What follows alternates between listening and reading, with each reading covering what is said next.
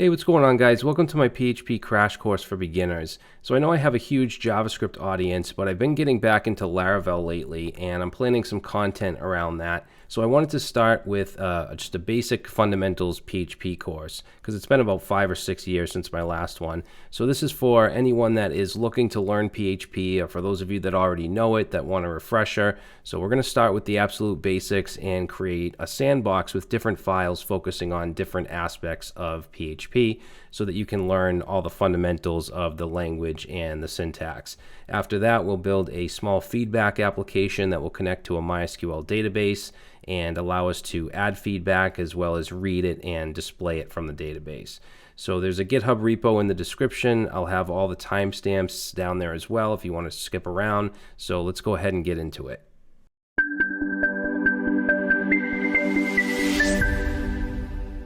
This PHP course is sponsored by Linode. Linode is one of the most reputable cloud companies and can be used to host any type of project. Many cloud hosting companies can get really expensive really quick, and one great thing about Linode is their monthly caps, which keeps your bill predictable. For example, the base plan is 3 cents per hour with a monthly cap of $20, so you never end up racking unexpected charges. Their control panel makes it easy to deploy and manage your projects. You have complete freedom to install anything you want and customize your production environment, and also get 24/7 email and phone support. So if you want to try out Linode absolutely free, I'm giving out a link with $100 60-day credit. You can visit linode.com/travesty or click the link in the description. All right, so before we get into setting up our environment and learning PHP, I want to talk a little bit about what it is and how it works. So PHP is a general purpose scripting language geared toward web development. So PHP doesn't run or get processed in the browser like JavaScript does. It runs server-side just like Python or C# or any other language. Now, as I said, it is geared towards web development. It's important to mention that it is used for other things as well, but I think that the reason it's used mostly for web development is because of its practicality. PHP is interpreted, it doesn't have to be compiled, it can be written alongside HTML using PHP tags. You can load .php files in the browser to make a request from the server. I'll explain more about that in the next slide. And it's often used in combination with relational databases such as MySQL, and we'll learn about that later on as well. PHP is also relatively easy to learn when you compare it to other languages. It was the first language that I learned, or at least learned enough to actually build anything of value. So let's talk a little bit more about how it works. As I said, PHP is an interpreted server-side language, so the PHP code that you write is processed on the server. You can't just write PHP and put the file on your desktop and open it with Chrome or Firefox and have it work. You can do that with HTML and CSS and JavaScript because those are client-side technologies. For PHP to work on your local machine, you have to install PHP itself along with some kind of web server like Apache or Nginx. So this image here I found on phptutorial.net, and I think it's simple enough to understand, and it shows what happens when we use PHP. So we can put a URL in the address bar with a .php extension, just like we would an HTML file. And then what happens is the browser makes an HTTP request to the server, which is running PHP, which then processes all of the code within your PHP tags in that file. And then it sends back the processed HTML to be viewed in the browser on the client. So it's important to know that PHP code that you write is not processed or interpreted by anything in the browser. It all happens server-side.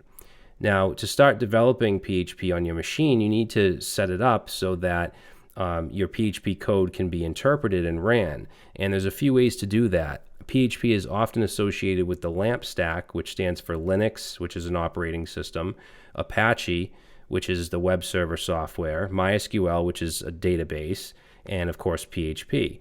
Now, when we say Linux, we're usually talking about your production environment. When you buy hosting, whether it's cloud hosting or like cPanel or something like that, it's usually Linux that it's running on. There are Windows servers, but most of the time you're dealing with Linux. However, for development, you can use whatever you like. So I'm on a Mac. Windows is fine.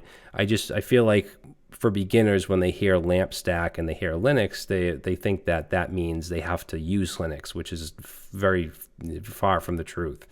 Now, things you need, such as PHP itself, Apache, a database like MySQL, you can install these separately on your system. But what I would suggest for most beginners are software suites like XAMPP or MAMP. These are suites that include everything that you need, such as PHP, Apache, MySQL. It includes it all in one place, one installation.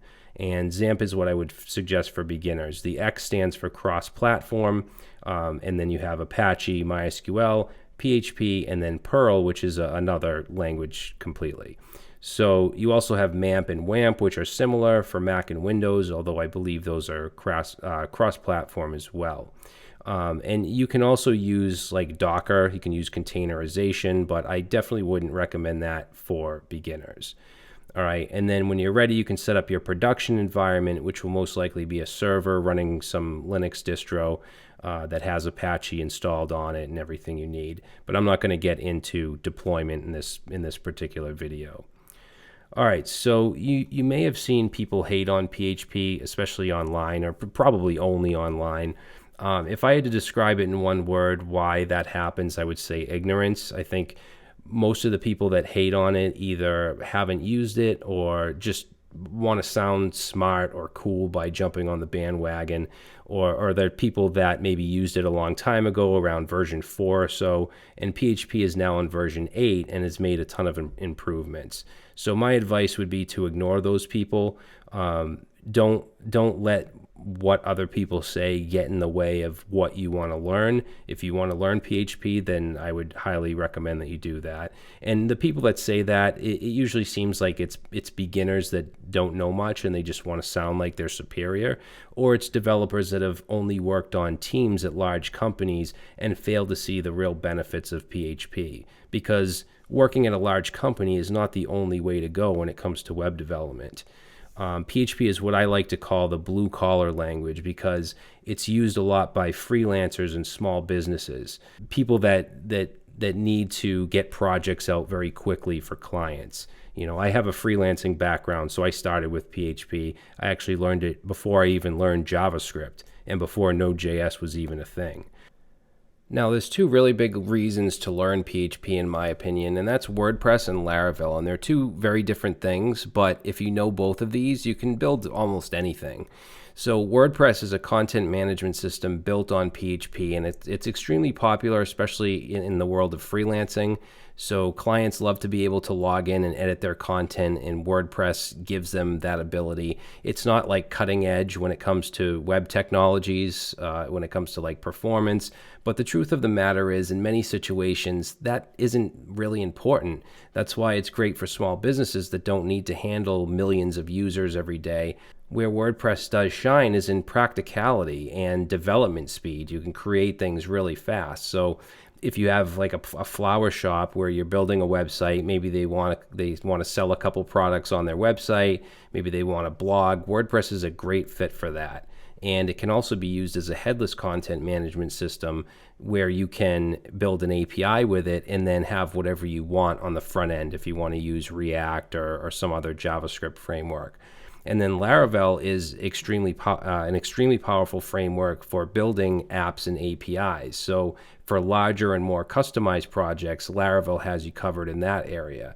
And some people say PHP is a very ugly language because of its syntax, but even people that say that hate PHP still seem to have respect for Laravel as a framework because it's very full-featured, it's very elegant. If you're interested in using front-end frameworks like React, then you can build your back-end API with Laravel and use whatever you want on the front end. So if you do learn PHP, there's a huge chance that you'll be working with at least one of these depending on what you want to build. All right, so lastly, I just want to show you what you'll learn and what we'll be doing for the next 3 hours or so. So the GitHub repo is in the description. It'll include all of the code that we write, including the sandbox code and the feedback project. And remember, this is a beginner's course, so if you already know PHP, you're probably going to know most of this stuff, but a refresher, of course, never hurts. But that's it. Let's go ahead and get into it. All right, guys, so I have the PHP Crash GitHub repository link in the description that has all the files that we'll be creating and everything that we'll be going over. So it's basically a sandbox for different files to show you different parts of PHP. And then at the end, we'll build this little feedback project, which will allow us to fetch data from a MySQL database and submit data as well. All right, and then in the starter files folder is the same files, but they're pretty much empty aside from just some comments to kind of help you out. But yeah, so if you want to get the starter files, you can do that, or you can just create the files as we move along. So as far as PHP goes, as I said in the slides, you can't just create a .php file and just run it from your desktop. It's not going to work like that because PHP is a server-side language, so you need a web server. You also have to have PHP installed on your system, and if you want to use a database like MySQL, you have to have that installed as well. So you could install everything separately and configure it, but if you're relatively new to this, I would definitely recommend using a software suite like XAMPP. So that's what we're going to use. It's XAMPP, and it basically gives you everything you need, such as an Apache web server, PHP, MySQL. It also gives you a tool called PHP so that you can manage your database in a graphical user interface in the browser. All right, and there's other ones as well. There's MAMP and WAMP for Mac and Windows, but I honestly don't really like those ones. I've used this for well over a decade. And then, once you advance and you learn more, you can start to get into like Docker and create containers and all that. But for beginners, I think XAMPP is the best way to get set up on Windows or Mac. If you're on Linux, I suspect you know what you're doing anyway. All right, so just download and install it. And if you already have PHP on your system, then that's absolutely fine. But if you don't, I'd suggest installing this. Once you open it up, you're going to see a panel similar to this. It's going to look different on Windows. If you're on Mac, you're just going to want to click Start to start it up. And then under Services, you want to start up your Apache server and your MySQL database. Just click Start. If you're on Windows, you should see Apache and MySQL. I believe you'll see like some red X's over here. Just click those red X's to start up those services. All right, and then if you're on Mac, you want to go to this Network tab and localhost 8080. Just click Enable. So that's going to be your root. On Windows, I believe it's just localhost. You don't use port 8080. And then under volumes, you'll see here on Mac, we have this opt/lamp folder. That's going to be our server folder. If you're on Windows, it's going to be in your C drive, and it's going to be in, you'll have a folder called XAMPP, XAMPP. So I'm going to click on Explore here, and it's going to show us a bunch of folders here. So all of our Apache stuff, all of our MySQL stuff. Now, the main folder you're going to want to focus on is this htdocs. This is your server document root. So any local websites or projects that you create will go in this folder. All right, and if you're on Windows, it's going to be in your C drive, and then XAMPP, and then htdocs. So if we open that up, you can see that XAMPP does have some default stuff in here. In fact, if we go to the browser and we go to HTTP localhost. Now on Windows, it's just going to be localhost. On Mac, it's going to be port 8080 by default. And you're just going to see, I actually have this scaled up right now, but you're just going to see this welcome page, which is actually at localhost/dashboard. It redirects us there by default. Now, from within that htdocs folder, if we create a new folder here, we can name it whatever we want. I'm going to call it PHP Crash.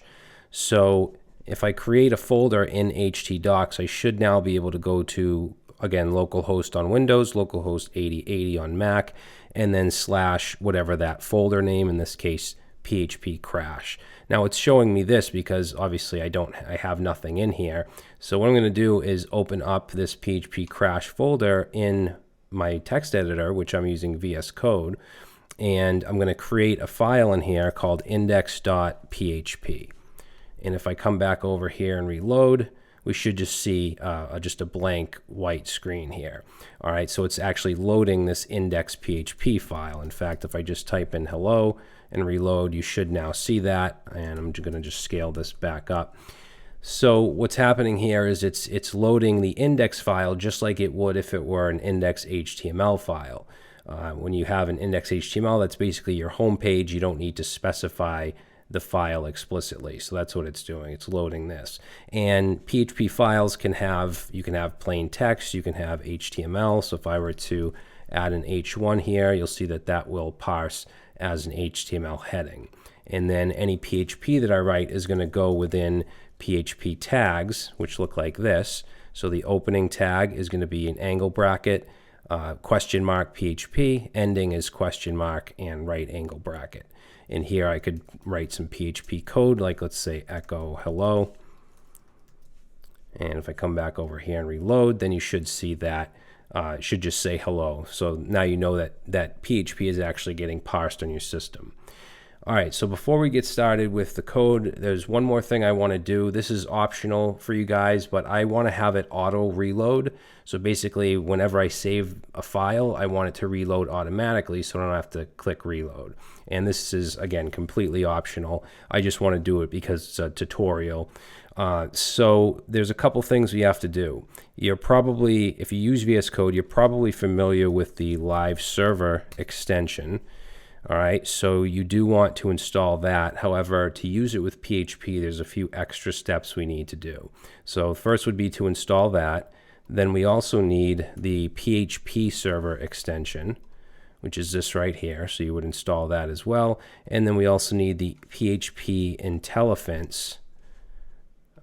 This right here, IntelliFence extension. So you want to get those installed. And then you also need to have the live server extension, Chrome or Firefox extension. So if you search for live server, I'm on Chrome, so that's obviously what I would get. So you want to install this. I already have it installed. So once you install that, you can click up here, and you need to pass in two things here. So your actual server address is going to be this here if you called that folder PHP crash. Again, on Windows, I think it's just localhost /. And then the live server address by default is port 5500. So you just want to set that up, click apply. All right, and then once you do that, we should be able to start up live server by going to, you can either right click and say, where is it? Usually you have a live server command, but you can also click right here where it says go live. And that's going to open up 5500 in your browser. You can just close that. And then you just need to start up the PHP server. So right here, right click PHP serve project. That opens on 3000. You can close that up. And now I think we have to give this one reload, and then I should be able to just save.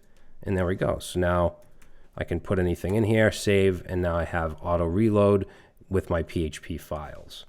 All right, now if you guys want, you can, like I said before, you can get the starter files. So if we go right here, starter files, these are all the files I'll be creating, and they're pretty much empty aside from some comments. So if you want to either clone the repository, or if you're not that familiar with Git, you can just go to download the zip, and you can get those if you want. But I'm just going to create them as we go along. So I'm just going to rename this index.php to 01_output.php, and now this is going to break because there's no longer an index. So I'm going to go to localhost php crash /01output.php. All right, I'm actually going to make this just a little bit smaller. Okay, so let's go ahead, and I'm just going to close the sidebar up for now. So we have our opening PHP tag, and we are just echoing out a string into the browser here. We have our closing PHP tag. Now, before we get into the different output constructs and functions, I just want to talk about the tags. So you always need the opening tag. The closing one is actually optional unless you have something below it. So if I go ahead and save that, that's absolutely fine. And usually developers will omit the ending tag unless they need it. Now, where you do need it is if you're going to have some HTML down here, something like this. Because a lot of times you'll have your HTML output, and then you'll have your PHP logic up at the top. You might fetch something from the database here and then output it down here, because you can you can have another set of PHP tags down here, and you can echo out some variable. I don't have a variable now, so I'll just echo out 1, 2, 3, and you'll see that that's going to work as well. Okay, so you do need the ending tag if you have HTML down here. If I remove it, then you should see an error. Now, a little sidebar here, if you don't see an error like this parse error, if it just says like can't find server or something like that, then you probably have your display errors option turned off, which you don't want. You want to be able to see your errors in development. So what you need to do if you're not seeing this is go to your folder, which on Mac, you can go to this opt lamp folder. If you're on Windows, then you can go to C drive XAMPP. Of course, if you're using XAMPP, but you want to go to your etc. So etc, and then there's a php.ini folder. That's basically your PHP configuration. So from here, if you search for display underscore errors, not that, but let's see, it should be uncommented. So this right here, if that says off, just turn it to on. Save the file, close it, and then just restart Apache right here. So just restart. All right, and then you should be able to see your errors. So, like I said, we can have our HTML down here for the next few sections or whatever, next few files. We're not really going to be using any HTML. I want to teach you about the PHP basic syntax. So we don't need that. We don't need that. Now, as far as comments go, before we get into echo, print, and all that. So comments are simple. If you want a single line comment, it's just going to be a double /. Okay, so comments are good for just any information about the file or a specific function or whatever, or just code you don't want to run. So that's a single line. Now, if you have multiple lines, like let's say, I don't know, we'll just go down here and echo out 1 and echo, say echo 2. If I want to comment out multiple lines, what I could do is a /*, and then wherever I want to end the comment, I'd put an asterisk and /, and then under here I could go ahead and type. All right, so those are comments. Now, as far as printing things out, I should probably talk about the semicolon. You do need semicolons in PHP. The only time you don't, and I wouldn't recommend doing this, is if you don't have it and then the very next thing is an ending PHP tag. If I save that, notice it still works. However, if I didn't have this here, it's not going to work. If I have something under here like that, that's not going to work. So I would always recommend using the semicolon, even if you're in this situation here. All right, so I'm just going to paste in some comments here with the different constructs and functions that we can use to output to the browser. And some of these are just used for debugging.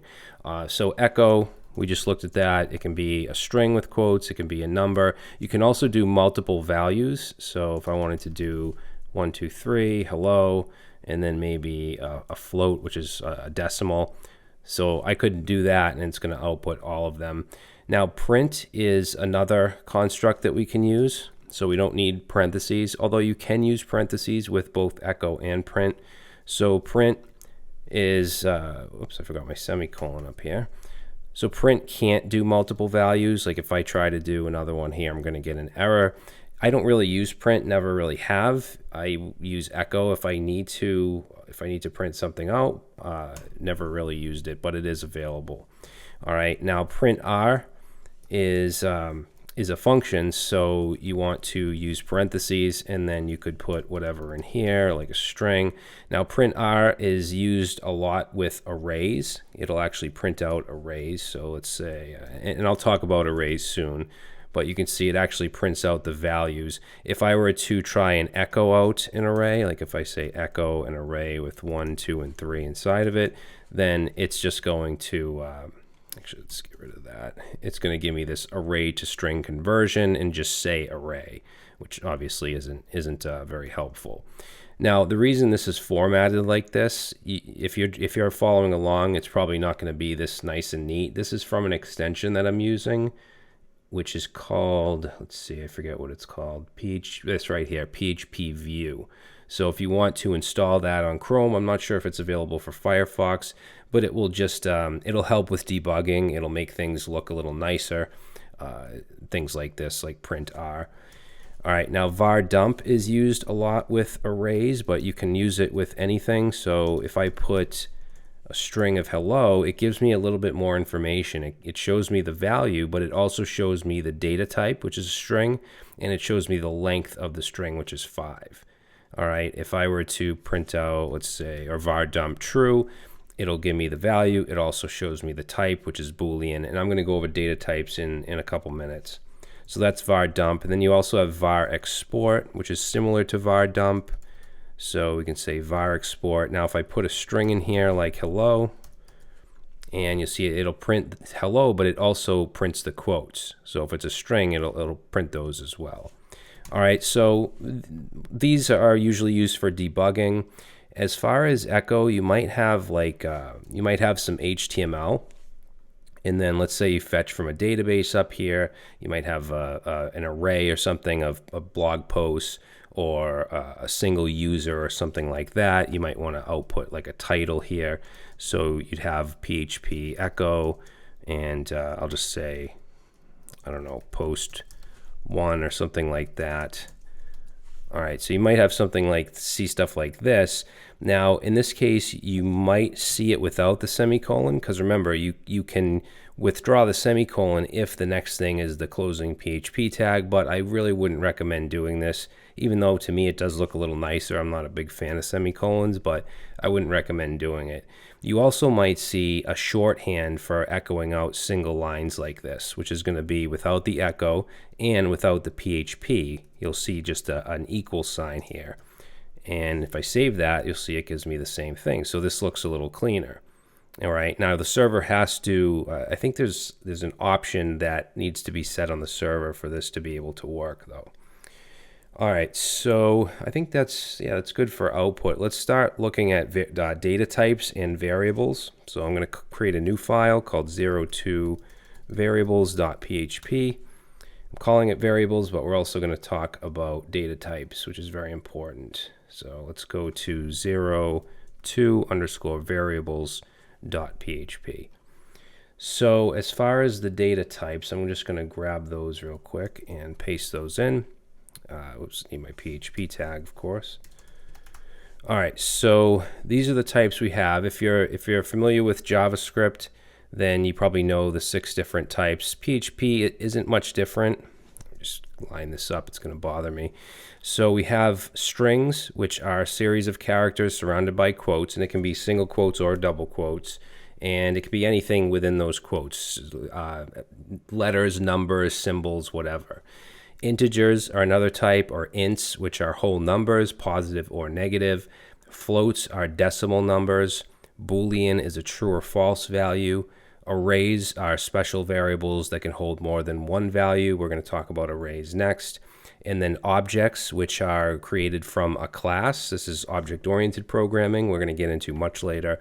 Null is an empty variable. And then resource is a special variable that holds a resource. As far as the rules go for naming variables, I'm just going to look at those real quick. So they must be prefixed with a number sign. And this, I think, is one of the reasons that some people say PHP is an ugly language, because of these damn dollar signs. But unfortunately, we have to use them for creating variables. They must start with a letter or an underscore. That's all you can start it with. You can have numbers in a variable, they just can't start with a number. All right, variables can only contain alphanumeric characters and underscores, no other symbols. Variables are case sensitive, so this version of name is not the same as this name. These would be 2 different variables. All right, so let's start to just create some of these. So I'll create a variable called name, and we'll put a string in it of Brad. All right, and then we'll just echo out here, and we can echo name. So pretty simple. That is a string. We could create another one. Let's call it age, and we'll set it to 30. No, just kidding. I wish. So 40, and that is an int. So echo out age. And you can see it echoes out a number, or an integer, sorry. And then we have Boolean values. Now, when it comes to naming conventions, I usually like to name my variables with camel case like this, where it starts with a lowercase and then each word after that is an uppercase. But in PHP, you're going to see a lot of stuff like this, the underscore style. So when I write PHP, I usually write it like this just to kind of match everything else. So I'll try to remember to write my variables in this style. So that would be true. Now, if you echo out a Boolean, let's say has kids, it's going to show a 1. I'm sorry, not a Boolean, but a true value. It's going to show a 1. If it's false, it's not going to show anything. But if I were to use, let's say, var dump, actually, I think I already showed you guys this, then it's actually going to show me the value and the type.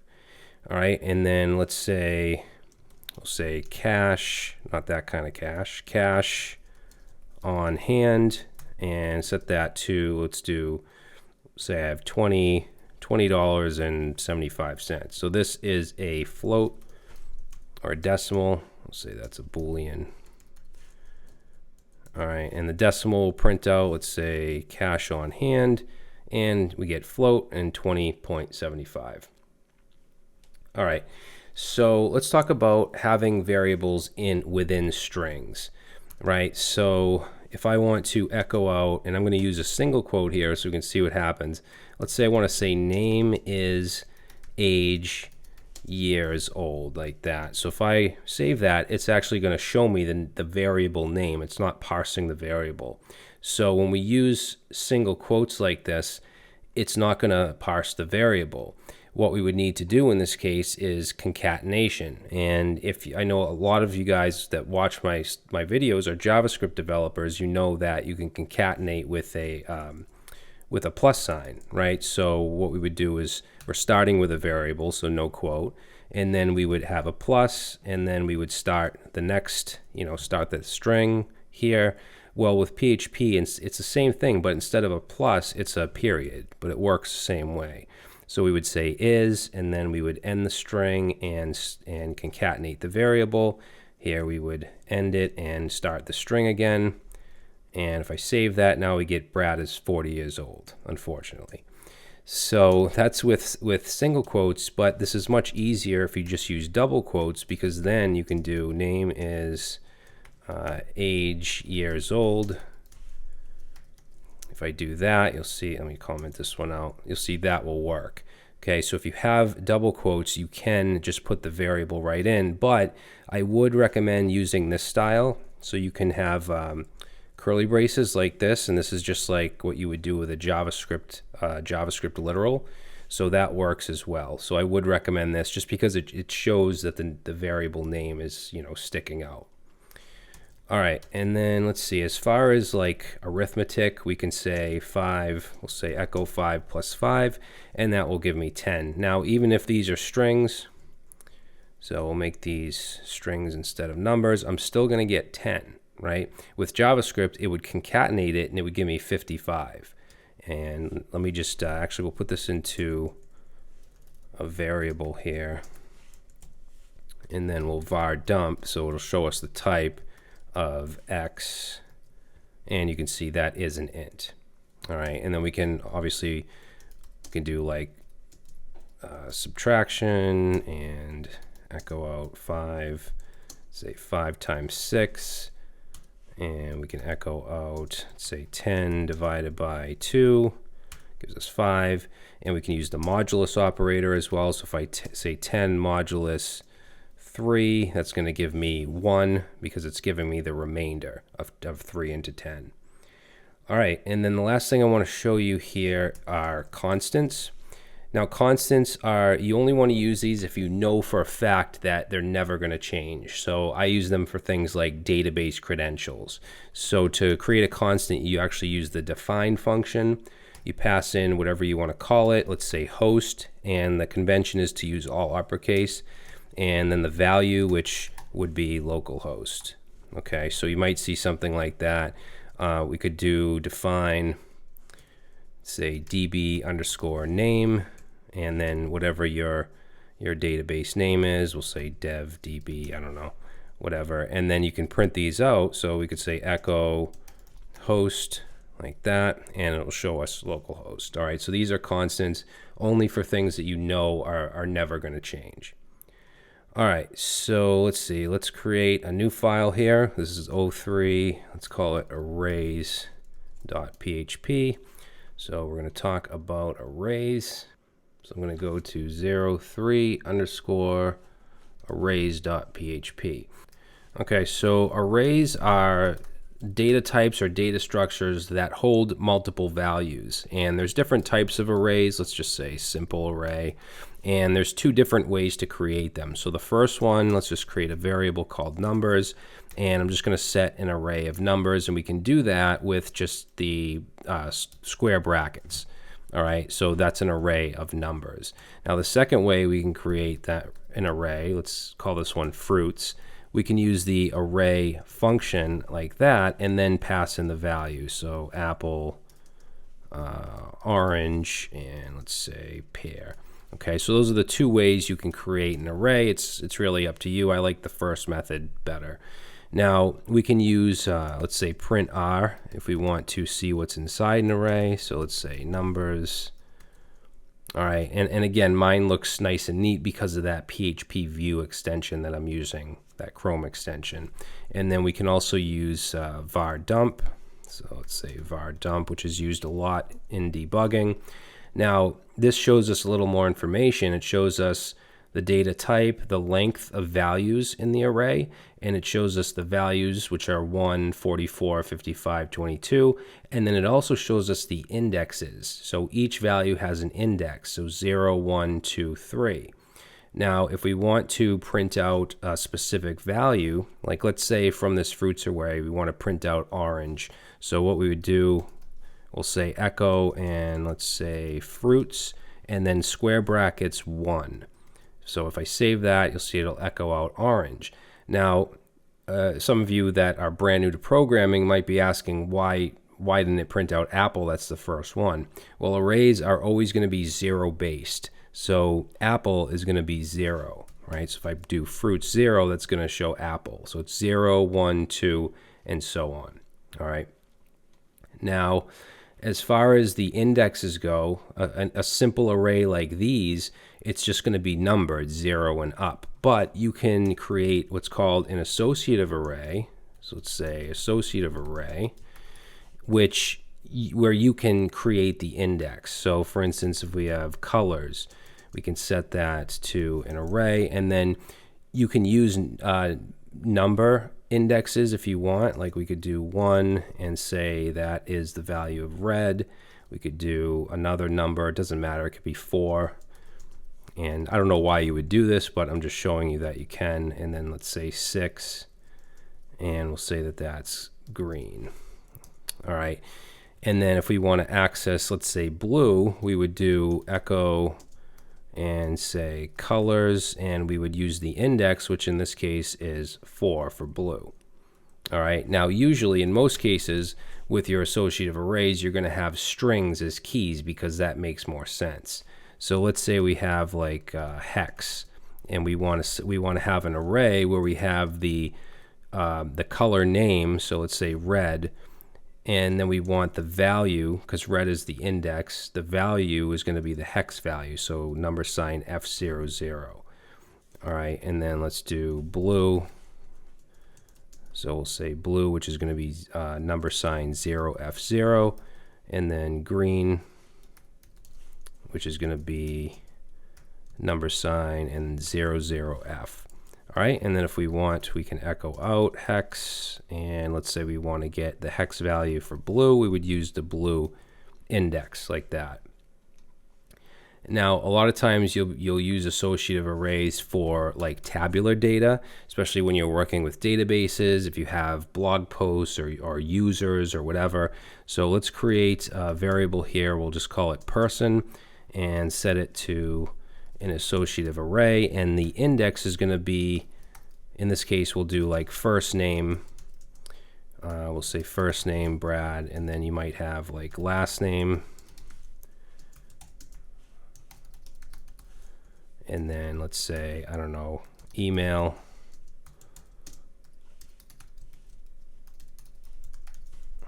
All right. And then if I wanted to, let's say, echo out person, and I could say first name, and obviously I would get Brad. All right, so you might see a lot of stuff like this when you're dealing with databases, and it's basically like a JavaScript object or a Python dictionary. It's just it's formatted a little different with the fat arrow over the colon, and brackets over curly braces, but same idea. And then we have multi-dimensional arrays, which are basically arrays within arrays. So for instance, let's comment that out, and let's say we have, we'll say people, and we'll set that to an array, and then we'll grab this right here, everything that's within the brackets and the brackets themselves, and paste that in, and then we'll have a comma, paste that in, and maybe one more, and then we'll just change up. We'll change up the names here, so we'll say John Doe and John, and let's say we have Jane. All right, so now we have a multi-dimensional array, and if I want to access, let's say I want the second person's email, so what I would do is echo out people, and then that's going to be the second value, which is the one index, and then I want the email key to get the email value. All right, and that gives me john@gmail. So a lot of times when you're working with APIs in PHP, or APIs with anything, a lot of times you're working with JSON data. That's what you're going to return. So we could easily turn this into an array of JSON objects with the JSON encode function. So let's go ahead and we'll do a var dump here. Let's say var dump, and then JSON underscore encode, and we'll pass in people, and we'll see what we get. So you see it's an array of JSON values. We have the double quotes around the keys and values, and we have the colon in between. All right, and then there's also JSON decode if you have a JSON object and you want to turn it into an associative array. All right, now later on I'm going to go over different array methods so I can show you how to manipulate them and map through them, filter them, and so on, but we're going to get to that a little bit later. So the next thing I want to look at are conditionals. So let's say 04 and conditionals.php. Conditionals are control structures, whatever you want to call them. And let's change this here to 04 underscore conditionals.php. All right, close that up. So before we get into if statements, which are the first type of conditional or control structure that we're going to look at, I just want to take a look at the operators that we have. So these are used for comparison. So if we want to see if something is less than, greater than, we would use these angle brackets. We can also do less than or equal to, greater than or equal to. Equal to would be 2 equal signs, and then identical to would be 3 equal signs, which means that not only the value matches but also the type. And then we have not equal to and not identical to. All right, now if statements are the first type of conditional we're going to look at, and if we look at the syntax here, basically we just say if, we pass in a condition, and then we have the code to be executed if that condition is true. So let's just do something really simple to start with. So we'll set an age variable. Let's set it to 20. And then we're going to do an if statement with a condition. So we'll say if the age is greater than or equal to 18, then we're just going to go ahead and echo out here, and we'll say you are old enough to vote. Okay, so now that's going to echo out. If I were to change the age to, let's say, 17, then it's just not going to do anything. However, if we want it to do something, if this is false, then we could do an if else. So we could just add else, and we'll say echo and say, sorry, you are not old enough to vote. Save that, and now it's going to echo that out. Now you might have a case where you want more than just this one condition. So in that case, we can use an else if. So let's come down here, and I'm actually going to set a variable to the PHP date function, which will format a date and time. And you can pass in different arguments to get, like, if you want the month name or the hour or the day of the month, there's different arguments to pass in. You can see it here within VS Code or in the PHP docs. So for instance, if I want the day of the month, it's uppercase F. So if I were to echo out T here, I should get March. If I want the day of the month, it would be a lowercase j, and so on. What I want to get is the hour of the day, so that's going to be an uppercase H. So it gives me 15. And I want to have a condition here to echo out something depending on the time of day. If it's morning, let's say good morning, or if it's noon, good afternoon, if it's night, good evening. So let's say if that value is, we'll see if it's less than 12, then that would be morning. So we'll echo out, say, good morning. All right, if I save that, it's not going to show me anything because I'm at 15 right now. It's going to use the current date and time by default. Now, we could put an else here and say echo good evening.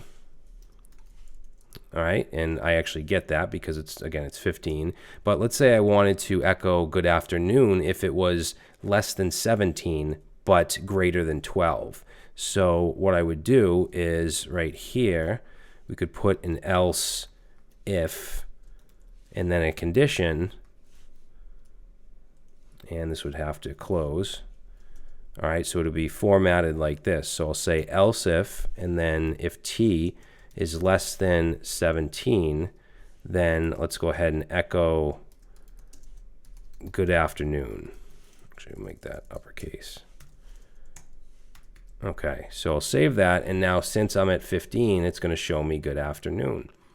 All right, if it was less than 12, though, it would show me good morning. So if I set this to, let's say, 3 and save, that's going to be good morning. If it's above 17, so if it's at 18, it'll show me good evening. And if it's at 15, which is what I'm at now, it shows me good afternoon. And you can have as many else ifs as you want. Now, when you have an if statement or a conditional, it doesn't have to always be something with an operator. A lot of times we're just seeing if something exists. So, I mean, I could even just say if true, then echo 1, 2, 3, and that will echo out. So let me just comment this. In a lot of cases, we're going to be dealing with databases, and you'll have arrays of data. So let's say we have a posts array with, we'll just put first post in here. And I might want to check to see if there's anything in that posts array. And there's a few ways to do that. One is the empty function. So if I say if empty posts, then it's going to check to see if it is empty. If I save that, it's not going to echo out 1, 2, 3 because it's not empty. However, we could put exclamation in front of it. So this represents not. So we're saying if it's not empty. And then let's say if it's not empty, we'll echo out the first element. So we'll say the array name and then the 0 index. So now we echo out first post. And if you want to have an else here, then let's do, we'll say echo and just say no posts. All right, so if I go up here and we get rid of this, and this is an empty array, then it's going to show no posts. And we'll just go ahead and put that back. Now, I want to talk about ternary operators. So this here takes up, what, 1, 2, 3, 4, 5 lines. A ternary only takes up 1 line, and we can do the same exact thing. So I'm going to comment that out, and I'm going to just say echo, and then the condition, which is going to be not empty posts. So that's the condition. The ternary is just a question mark. So we're saying if not empty posts, then let's say posts 0, and we have the echo here. So what we're saying is echo posts 0, or the first item, if this is not empty. Else, so the else is a colon, and then we can just say no posts. So that's going to do the same exact thing that this did, just all in 1 line.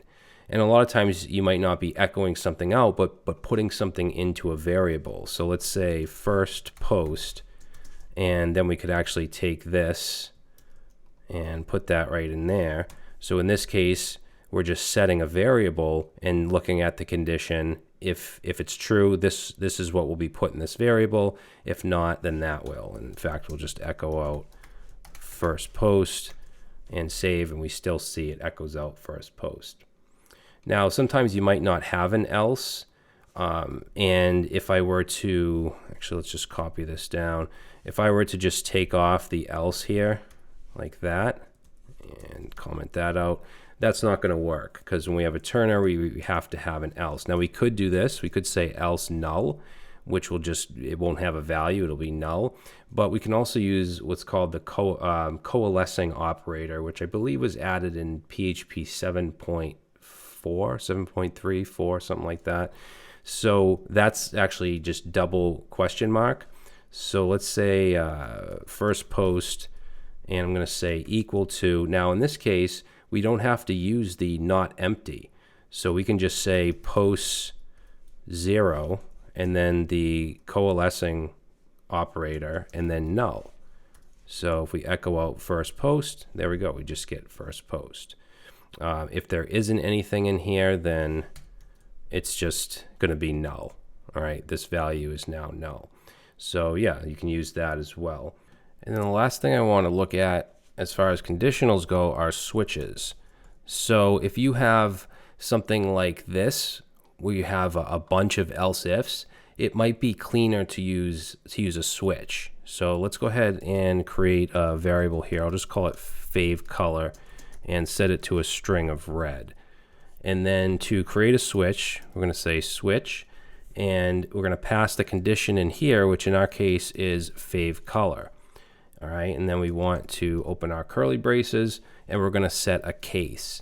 So we'll say in the case where it is red, then here we use the semicolon, colon, and what we want to do if it's red. So I'm just going to echo out your favorite color is red.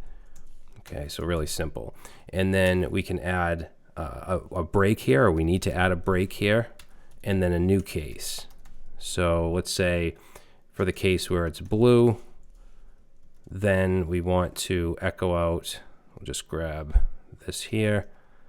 So we're going to echo out your favorite color is blue, and then we might have another case where, let's say it's green.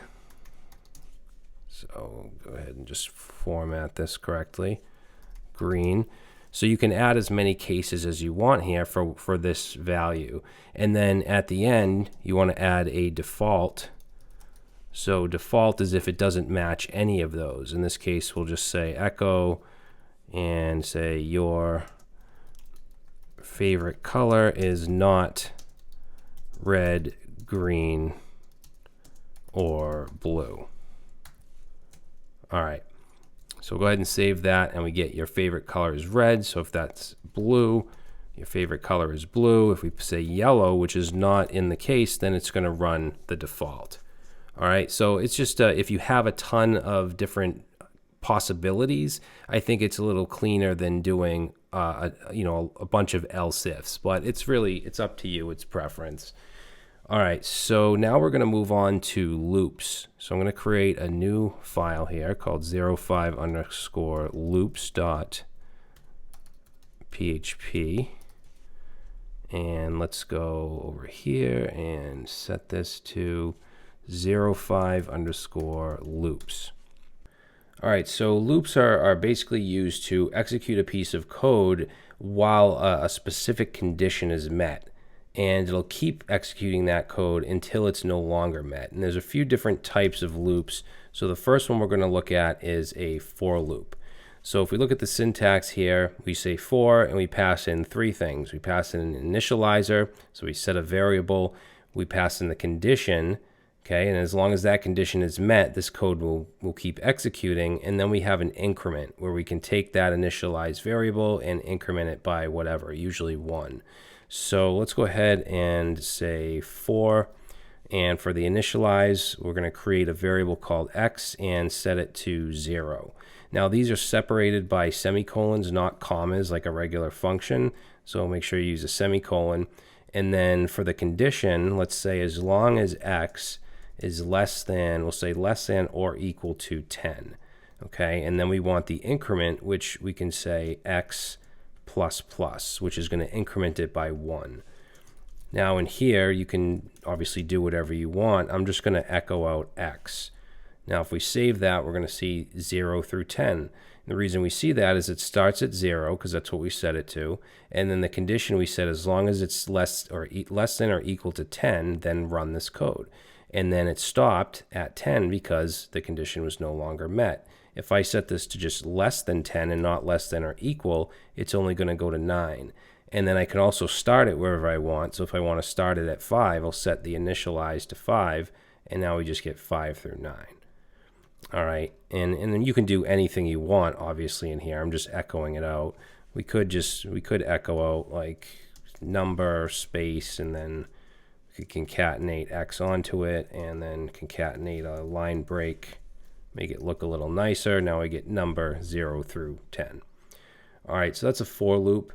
The next one is a while loop. So let's let's comment that out.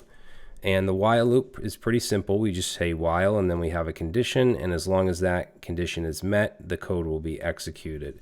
So let's create a variable of x, set it to 1, and then we're going to say while.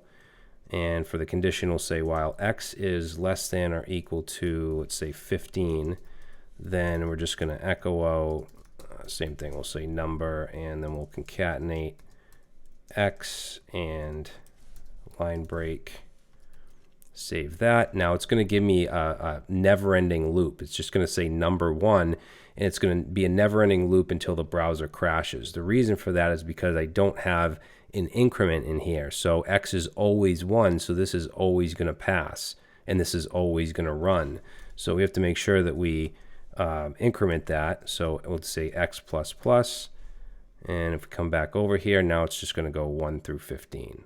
Okay, you can also do x equals x plus 1. Okay, we're incrementing it by 1 either way you write it. So the next one is one that isn't, well, at least for me, isn't used very much, which is a do while loop. I think I've only used a do while a couple times in my life, but basically we say do, and then we have a block of code, and then we have the while at the end with the condition. Now the big difference between this and a while loop is this code here is always going to be executed, even if this doesn't match. It'll always run because it runs before we actually check the condition. So for example, let's see, do we have the x? Okay, we'll just set x again equal to 1, and then we'll say do, and this is where we do the code that we want executed. So again, we'll just say number and x. All right, and then we want to make sure that we increment as well. So let's say x plus plus, otherwise we'll get a never-ending loop. And then here's where we add the while. So we want to say while, and then our condition where I'll just say x, we'll say x is less than or equal to 5. And we'll save that, and we get 1 through 5. It starts at 1, and this is going to run until 5. Now, again, this is always going to run, even if this doesn't match. So if I put a 6 here, that doesn't match this condition, right?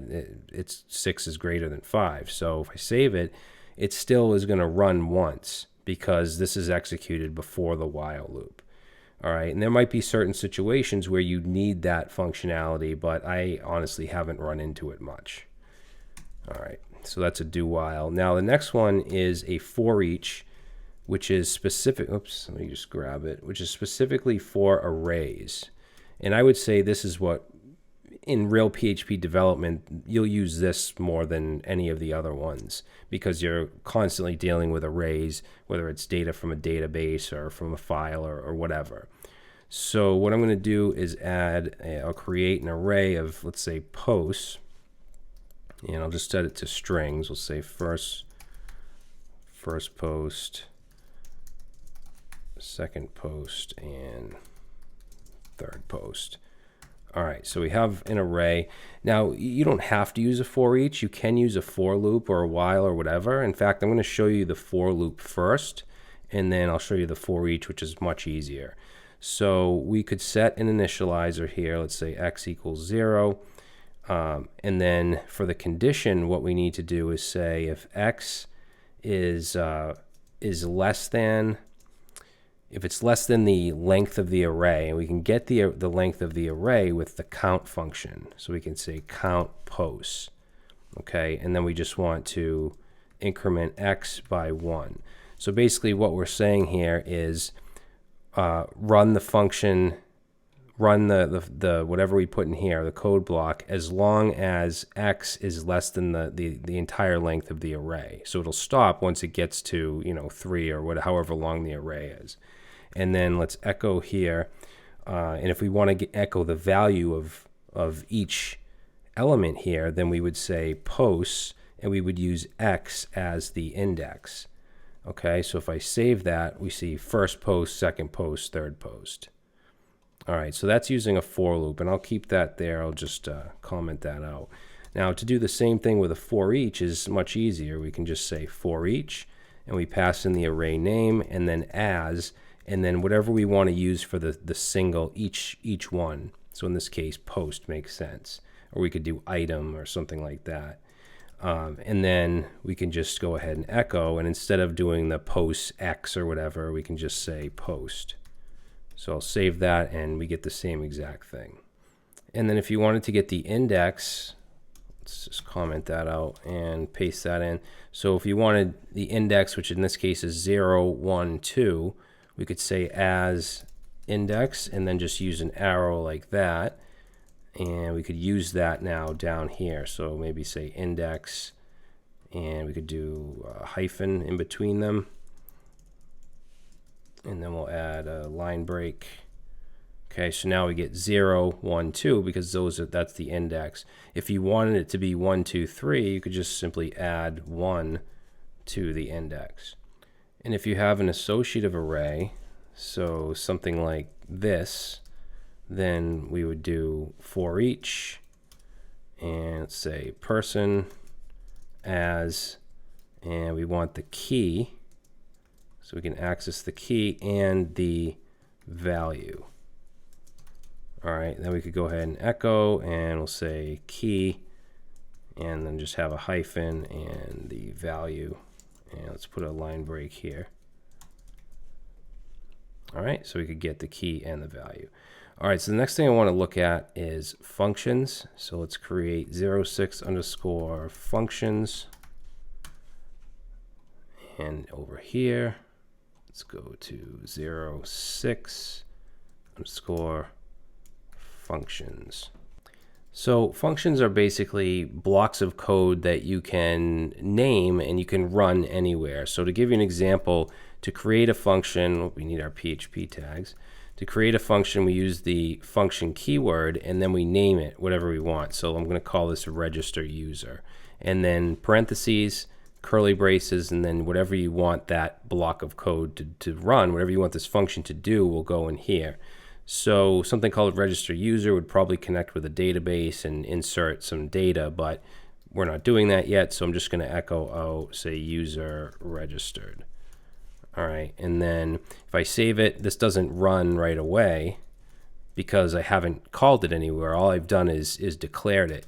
If I want it to run, I need to call it. So we say register user with parentheses, and now the code inside will run. Now, before I get into arguments, I want to first talk about scope, because functions have their own scope. If I were to create a variable in here in the function scope, like say x equals 10, and then I try to come out here and I try to use that variable, if I echo x, I'm going to get a warning that says undefined variable x, because I declared that variable in the function scope. This is the global scope. And then at the same time, if I were to create a function in the global scope, like let's say y equals 12, and then inside the function scope, I say echo y, I also get an undefined variable. However, if you do want to use a global variable within a function, what you can do is you can say global and then just put the function, the variable name. And now if I save, you'll see it actually is echoing out 12 or echoing out y. All right, so just know that functions have their own scope. This x value, this x would not work in another function either because each one has its own scope. So I just wanted to mention that. Let's go ahead and clear this up now. Now, as far as arguments go, let's say register user, we want that to take in an email. And then maybe we just say, let's say echo and say email and then registered, right? Now, this will give me an error because it says too few arguments to function. The register user function takes in one argument, but I'm passing 0 in. That's why I'm getting that error. So I could pass in, say, Brad, and now it'll say Brad registered because I passed in that argument. Now you're going to hear the word argument and parameters, and sometimes people get those mixed up, understandably. So this is an argument. When you're defining the function and you're defining what goes into it, this is an argument. When you're passing whatever it is into it as an argument, that's a parameter. Okay, I mean, some people will call this a parameter or this an argument, but technically that's the difference between the two. Now, this function here is echoing out something. All it's doing is printing something. Usually when you have a function, you have a return value. So I'm going to just comment that out, and let's create another function here called sum. And let's say it takes in n1, so it takes in two numbers, n1 and n2. And instead of echoing, I'm going to say return, and I want to return n1 plus n2, so the sum of those two. All right, and then down here, I'll call sum. Now, if I save that, actually we have to pass in arguments or pass in the parameters, and it's not showing me on the screen because return isn't going to print it out. What it's doing is returning it so that this now holds that value. So I could echo out this, and then it will give me 10. All right. Another thing I could do is put this into a variable. So I could say a variable of, I don't know, I'm not going to use sum because that's the function name. So I could say number and set that to the return value of that sum. And now if I echo out number, I get 10. Okay. So a lot of times you'll return something from a function. Now we can also have default values. Actually, I'll just use this sum right here. So let's say I do want to be able to call sum without passing anything in. If I do that right now, then we get this too few arguments because it expects two parameters to be passed in. Now, what we can do is just set an equal sign here, and let's say I want the default of this to be 4, and I want the default of this to be 5, meaning that if I don't pass these in, this is what will be used, 4 and 5. So it's the same as me doing this. All right, so if I save that, I get 9 without having to pass anything in. So basically, the arguments here are optional. So that's how you can set default values. Now, another thing we can do is we can have anonymous functions and set them to variables. So for instance, I could say subtract, and I can actually set that to a function, and let's just say that takes in number 1 and number 2, and then we want that to return number 1, subtract, and number 2. And then when we do it like this, when we have this anonymous function, and it's anonymous because it's not a named function, but we're setting it to a variable, so we actually do have to have our semicolon here. All right, then what I could do is echo out, subtract, and I could pass in here, let's do 10, 5, and I'm just going to comment this echo out, and we get 5. All right, so you can do that as well. Now, in a situation like this, we can also do arrow functions. If we have a single line return like that, actually, I'll just copy this, and let's change this to, we'll say multiply, and instead of subtraction, we'll do multiplication. All right, now I can turn this into an arrow function by doing a couple things. First off, instead of function, we can do fn, and then after the arguments, we put a fat arrow, which is the equal sign, and then brackets. And then since we have this one single line return, we can get rid of the return statement and then also the curly braces. And then, yep, up here like that. And that is a shorter way of doing it than doing it like this. And just to test it out, we could say echo multiply, and we'll say 9 and 9. Save, and we get 81. All right, so we have anonymous functions, arrow functions, default values. We talked about scope, so I think that should do it for functions. So the next thing I want to do is look at array functions. So these are going to be built-in PHP functions that are used for basically working with arrays and array data. Let's say 07. Okay, and then we'll just open that up over here. 07 and array functions. All right. All right, so let's put in our PHP tags, and this stuff is going to be useful for just getting information on a specific array or adding to it, removing to it, manipulating the data, filtering through it, whatever it is that you want to do. There's a function to do pretty much anything with the data inside of an array.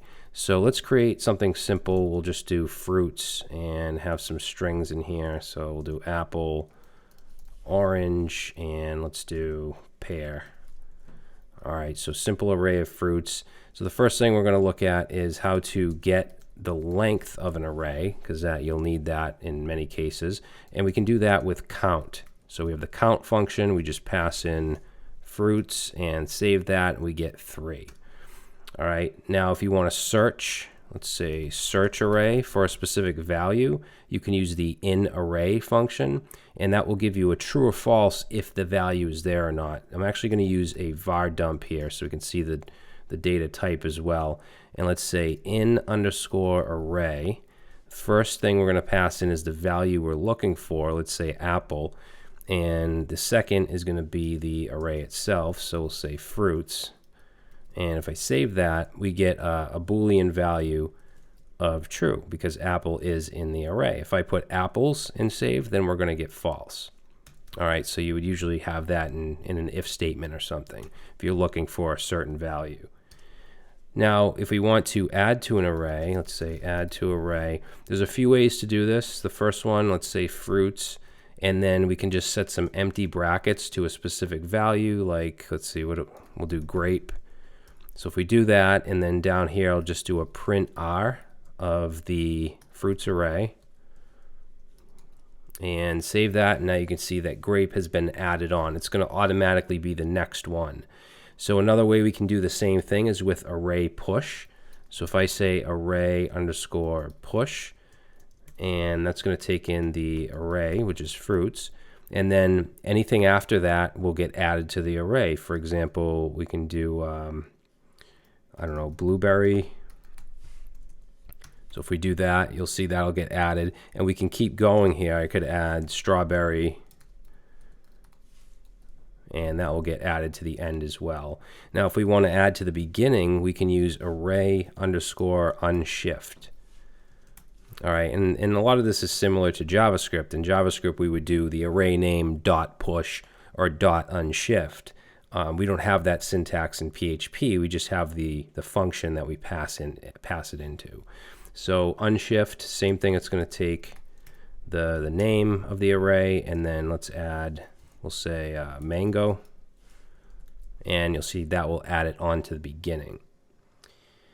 So to remove from an array, let's say remove from array, there's a few methods we can use. So array pop,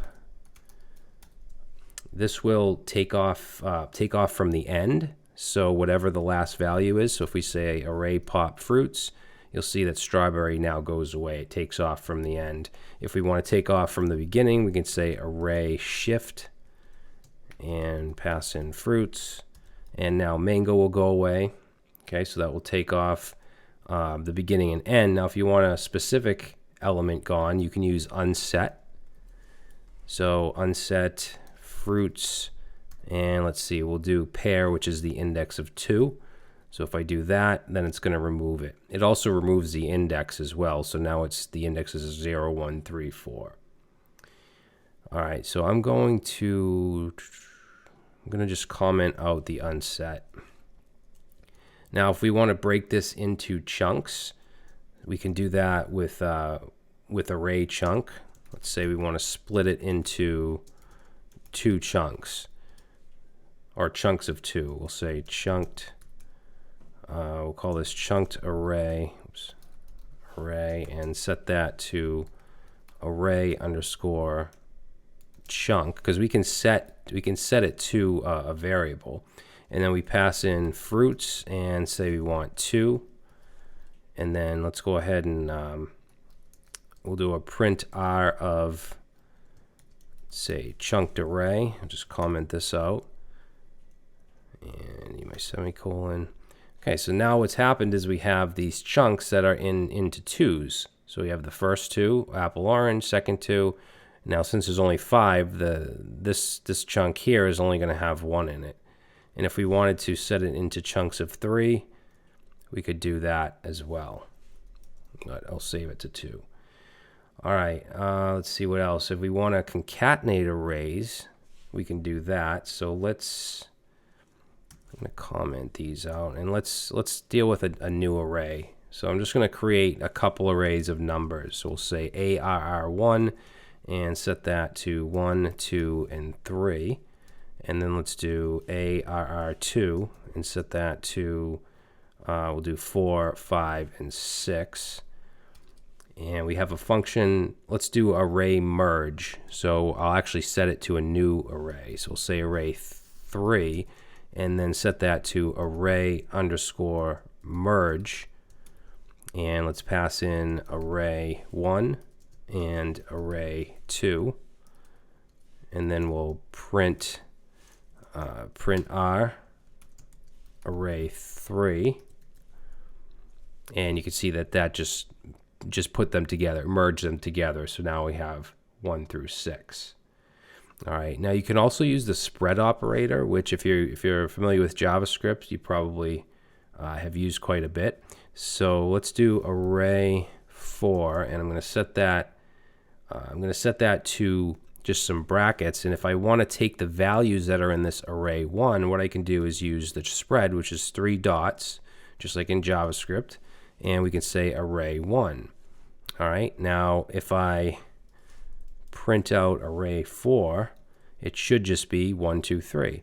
Now, if I want to add the values from array 2, I could do the spread operator and then just do array 2, and then that will put them together. All right. So basically, these are doing the same thing. Now, the next one I want to show you is combine. So let's do, actually, we'll create a new array here, or 2 new arrays. Let's say A equals, and we'll set this to some colors. So we'll say green, and let's say red, and yellow. Okay, and then another array we'll call B, and we're going to set that to avocado, and apple, and banana. And you can probably already tell what I'm going to do here.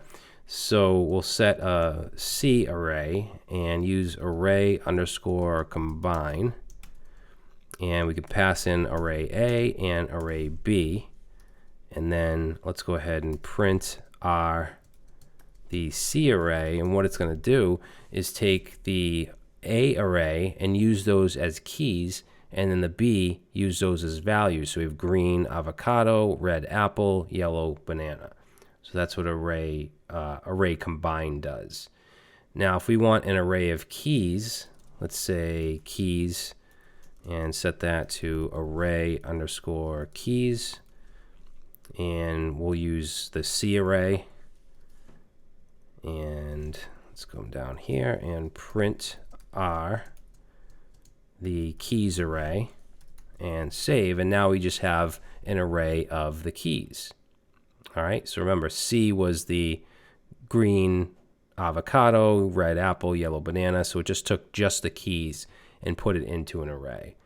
If we want to flip the array, we could use array flipped. So we'll create a variable here called flipped, and set that to array underscore flip. And let's pass in here, we'll just use the C here, and then let's print that out. So print R flipped. So now what was originally the values are now the keys, and the keys are the values. So that's what array flip does. All right, now I'm going to use the range function to create an array with a range of numbers.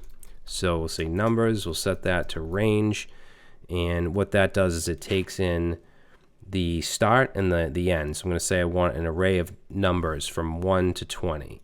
So if I echo out, or not echo, but print R numbers, it'll give me an array of 1 to 20. Now let's take this numbers array and let's create a new array using map, where we can use these values in each item in the new array. So what I'll do is create a variable called new numbers, and we're going to set that to array underscore map, which is very similar to the JavaScript high order array method of map, if you're familiar with that. All right, and then what this takes in is first a function. So we'll say function, and we'll say for each number, we'll call it number. And then we want to return from this. This is going to be a return for each item in the array. We'll make it a string that says number, and then we'll have the actual variable, whatever that is, for each iteration. And then this also needs to take in the original array, which is called numbers. Okay, so what it's doing is taking in the original numbers array, which is this right here, and we're mapping through, and each item of this new array is going to be a string. Well, it's going to have number in a string, and then the actual variable, the actual item here. All right, and then we can print our new numbers, and now you can see we get an array with the string number 1 to 20. So that's array map. Now we also have array filter, which works in a similar way, but we can make a condition. So if we want to strip out, let's say we only want 1 through 10 of the original numbers array. So we could say, let's say less, we'll call this less than 10. And we'll set that to array underscore filter. Now filter takes in the original array, and then it takes in a function. Now I could do a regular function, but you can also do an arrow function. So we could say fn and say for each number, and then we want to return where the number is less than 10. And we'll say less than or equal to 10. Okay, now we need to echo this out or print this out. So let's say print less than 10.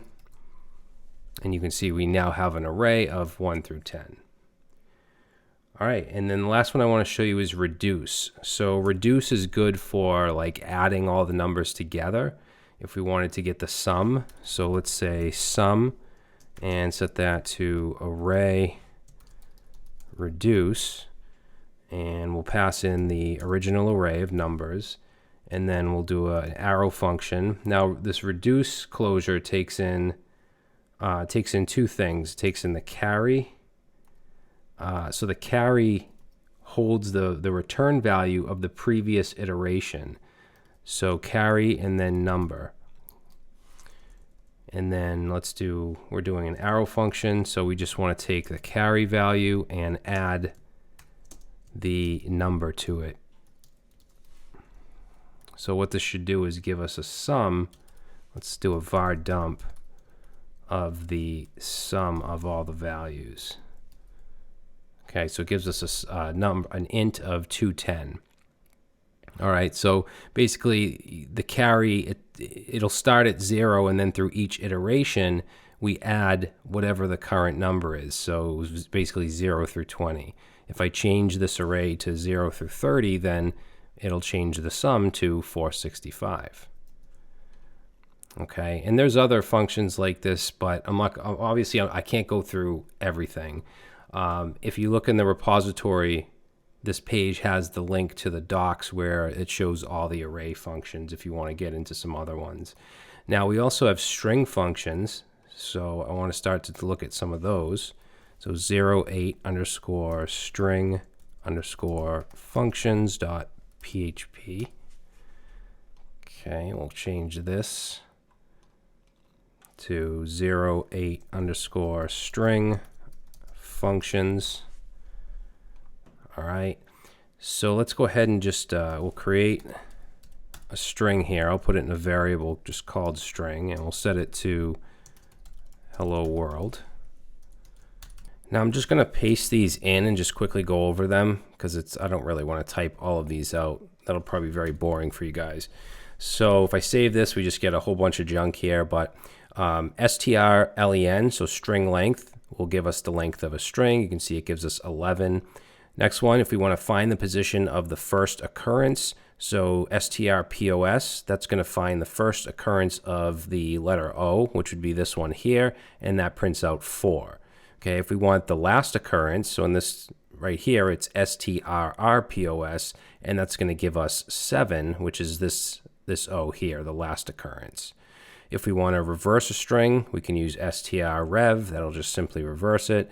If we want to convert all characters to lowercase, we can use str to lower, and at the same time we can use str to upper to make everything uppercase. If you want to make just the first character of each word uppercase, we can use uc words. And then if you want to replace basically a substring, so in this case, if we want to change world to everyone, we can use str replace, pass in what we want to replace, and then what we want to replace it with, and then the string.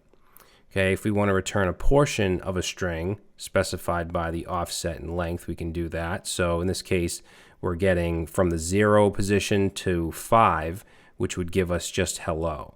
All right, so it'd give us from 0, 1, 2, 3, 4, 5. And then if we wanted to get world, we could go from 5 on. So this next one, saying substring, and just putting in 5 in there, and it will give us whatever is after that. We also have starts with and ends with, which gives us a true or false. So we can pass the string in and say, does it start with hello? That gives us a true, which I'm just echoing yes. And then what it ends with, you could put world, you could put just LD or D, and those would all be true as well. All right, now a couple other important string functions that we can use are HTML entities and HTML special chars, which are very similar, and they're used they're used for security really, and they won't parse the HTML. So for instance, if I do string 2 here and I set that to let's do, I don't know, h1, and we'll say hello. Okay, and then if I echo that out, let's say echo string 2, then that's going to give me an h1, and the browser is going to parse the h1. Now, this, if we have forms on our website, this opens us up to attacks, because if I put a string in here, let's say, let's do a script, and in here I put some JavaScript, I'm just going to do an alert, but let's say that someone passes this into a form and that it ultimately ends up on the page. So let's save that, and you'll see it runs the JavaScript. So if we don't want that to happen, we can use HTML special chars. So if I wrap that around it and we go ahead and reload this, now it's just going to show the script. All right, and if we were to look at the actual code here, let's see, so yeah, so it's actually just going to spell out script here. And then HTML entities pretty much does the same thing. There's a little difference there, but I usually use special chars, and we'll be using that later on when we work with forms. Now we also have we can do formatted strings with printf. So this is also good for when you have outside data, when you have users providing data. So for instance, we can have in here, and we use what are called specifiers. So we'll do %s, which is a specifier for a string. And you can check the PHP documentation to see all of them. But let's say %s likes 2, and then we'll do %s. And then we can pass in as our second argument here, we'll say Brad. And then our third, we'll say code. So if I save that, we're going to get Brad likes to code. So this is going to replace this, and this will replace this. And we can obviously do this as many times as we want. And then let's say we want to do like, this time I'm going to use, let's see, we'll do 1 + 1 equals, and then I'm going to use a specifier of %d. And then as a second argument, we'll say 1 + 1 without quotes, which will actually, it'll actually do the math. So if we save that, we get 1 + 1 = 2. So this here is going to replace this. And if I wanted that to be a float, I could use the F specifier. If I save that, now you'll see it's actually formatted as a float. All right, so I think that's it for string functions. So just keep it as a reference. And obviously the GitHub repo has everything nice and neat, so you can refer back to it if you want to. So let's create a new file here. We're going to do 09, and this is going to be on Superglobals. So let's say superglobals.php, and then in the browser we're going to go to, let's say 09_superglobals.php. All right, so I'm just going to paste this in and go over it. So superglobals are built-in variables that are always available in all scopes. And they're all used for very different things. So I'm just going to quickly go over them, but I'm going to have a separate section on most of these so we can see how to work with them. So they're all going to be arrays. And they all start with this $_ and then all uppercase. So the get superglobal contains information about variables passed through a URL or a form. So you can actually pass variables in a URL, and I'm going to show you that in the next video, or next section rather. You can also get values from a form if the method is set to get.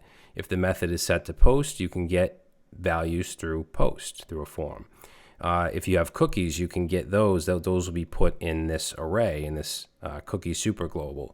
If you have session variables, they'll be put in the session superglobal.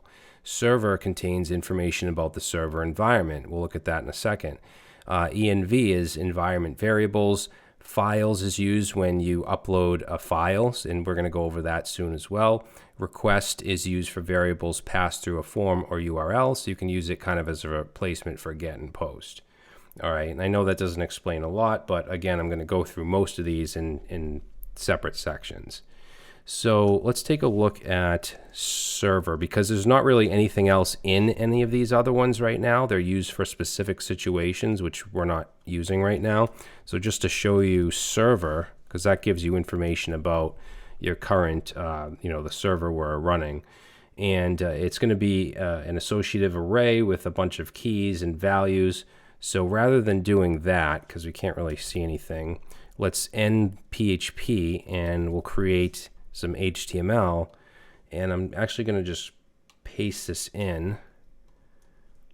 Okay, so here we have an unordered list with a bunch of list items with these different values.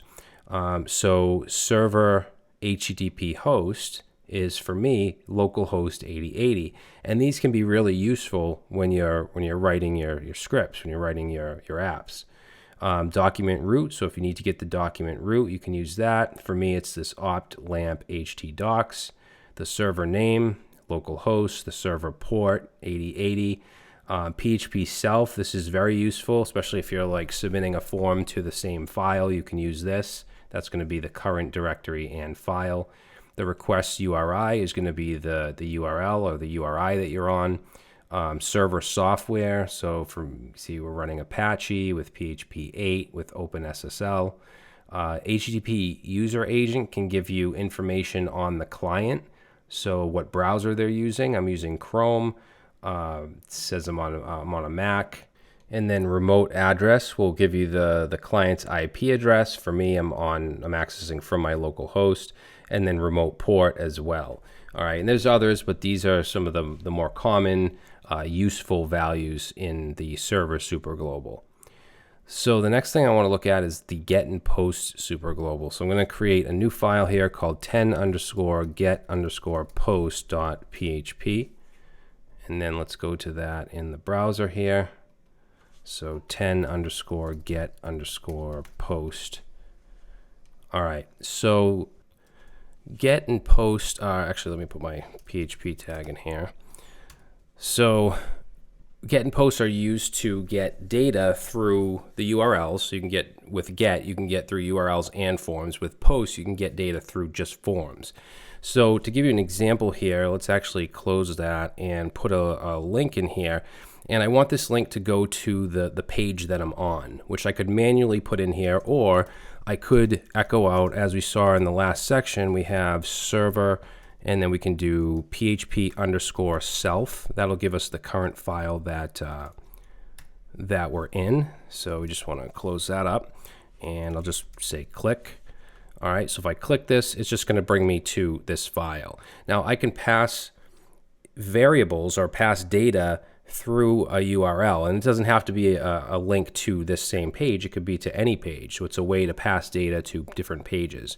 So what I'm going to do here is put a question mark, and this is the same as going up here after the PHP and then putting question mark.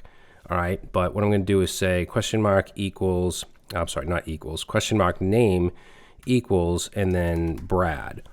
All right, well, if I click that, it doesn't do anything. But if I come up here and I echo out, and we're going to use the get superglobal and say name. Okay, so if I do that, now you'll see that Brad shows up. If I change this to John, and I click this and come to the page with John in the URL as the name, then that's going to show there as well. Now, if I wanted to add more to this, this is actually called a query string. So if I add more data, I can do an ampersand, and then I can pass, let's say, age. We'll set age to 30, and then up here we'll go ahead and copy that down, and then let's look at age. Okay, so right now it's not defined because it's not in the URL. If you look up here, it's just name equals John, but if I click this, it has the name and the age, so now we get John 30. So now let's take a look at forms. So I'm going to create a form here. Now the action is the file that we want to submit this form to. So we could put, whatever, action.php, if that's the PHP file we want to submit to. I want to submit to the same exact file, so we can actually use this PHP self. We can add that as the action.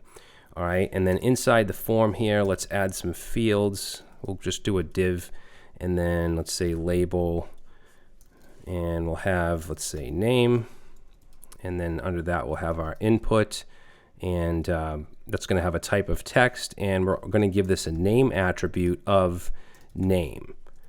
Okay, now I'm just going to we'll just grab this here and copy that down, and then let's make this, say, age. Okay, text is fine, and then name, we want to say age, and then let's add a submit. So we'll say input with the type of submit, the value will say submit, and let's also give it a name of submit. All right, so now we have this little form.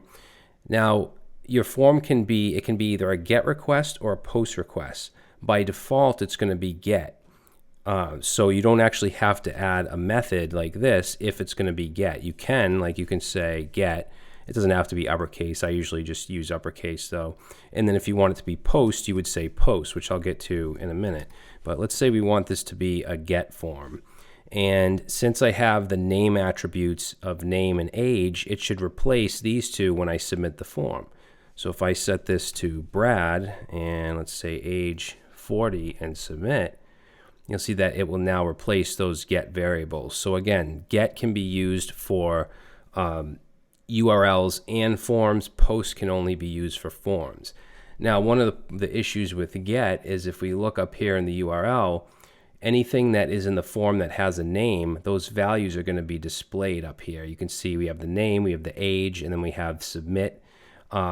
So if you're using the form to actually post data, like to a server, if you're adding a blog post, if it's a login form, anything like that, you're going to want to be a post request. It's much more secure. So what we would do is change this to a post. The only thing I'd use a get for for a form would probably be like a search. If you're just searching and you're not actually submitting any data, then that could be a get form. But anything else, I'd use post. So now all we would have to do to get to get the data of this form is, instead of use get, we would use post. So underscore post, like that. Now then it's not defined. You can see undefined array key name and age. But if I add something in here, let's say John, and let's say 30, and submit, now it's going to show John 30. All right, and if I reload, those values should still be there. If I just go to the page, like if I go to the end and just hit enter, then those aren't going to be defined. So to get around this, if you have a form and you want to use these values, and of course you don't want these errors to show, this is where you can use different functions like empty. A lot of times you'll see the function is set.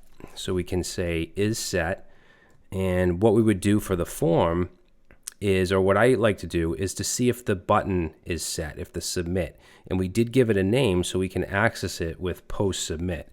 So let's say if is set post, and we want the submit value. All right, so if that is set, then let's take this and let's move this up here. So that way, when we first come to the page, it doesn't give us an error. And then we can set something in here. We'll say Sarah 25 and submit, and now it's going to show on the page. And a lot of times you'll submit forms, you'll submit it and it'll go to a database and get stored there and so on, and we're going to get to that a little later. Now, since we're getting into forms, I think this is a good time to talk about sanitizing your inputs and talk a little bit about security. So what I'm going to do here is actually copy all this, and then I'm going to create a new file and call it 11 underscore, we'll say sanitize underscore inputs.php. Okay, and then we'll come over here and let's go to 11 underscore sanitize inputs. Okay, so we'll paste that in. So we have the same exact thing, but I'm just going to get rid of the link here. We don't need that. And as I showed you earlier, if we put a script in here and submit, since I'm echoing that out on the page, it's going to get executed, and it could do some nasty stuff to our website. You could put some harmful JavaScript in there. So you need to protect against that. You need to realize if it's a form where they're submitting, maybe it's a comment on a blog post or something, and then it's going to be put on the page, you have to take note of that and protect against that. So one thing you could do is you could set these into variables, and we could use HTML special chars and then wrap that post variable. You could do the same with age. So say age equals, and then HTML special chars. Okay, so now if we were to echo out name here, you see that it's still in there. It's still in the post value. It's just going to show on the screen, right? It's not going to execute and then do whatever. So that's one way. And then also when you have your action down here, the PHP self, this could be vulnerable as well. So a lot of times you'll surround that with HTML special chars. So it doesn't hurt to do that. Now there's other ways to do this as well. I like to use the filter input function. So I'm going to replace this with filter, let's say filter input, and then I'm going to pass in here input underscore post. So if it's a get form, you would use input underscore get, and then the second is going to be whatever the key is, whatever name, I should say whatever the name is, name, age, etc. So we don't need to have this post thing. We would just put a string with whatever post value we want to check, which is, or sanitize, which is name. Then we would add the whatever the sanitation rule is. Now they used to have a filter, let's see, it should show up here. So filter underscore and then sanitize. You'll see there's a whole bunch of different ones here. This is the one we used to use, sanitize string, but this is deprecated. So what I would use now is sanitize special chars. All right, so that's what I would do instead of using this HTML special chars. So let's copy that, paste that in here, and just change that to age. All right, so now if I save that, we get the same result. So if you put an alert in here, you know, it's just going to show on the page. If I put a name, all right, so that's a way that you can sanitize your inputs. There's also filter var, which I might as well show you. So I'm just going to comment this out for a minute. And filter var doesn't have to be used with inputs. It can be used with anything. You can just use it for regular like validation. So I could say name and set to filter var. And the var we want to pass in would be our post value. So we would do post name like that. And then we could specify, again, say filter underscore sanitize special chars. And now if we save that and I put the script in here, it shouldn't run. So you can use this as well, but I prefer to use filter input like this.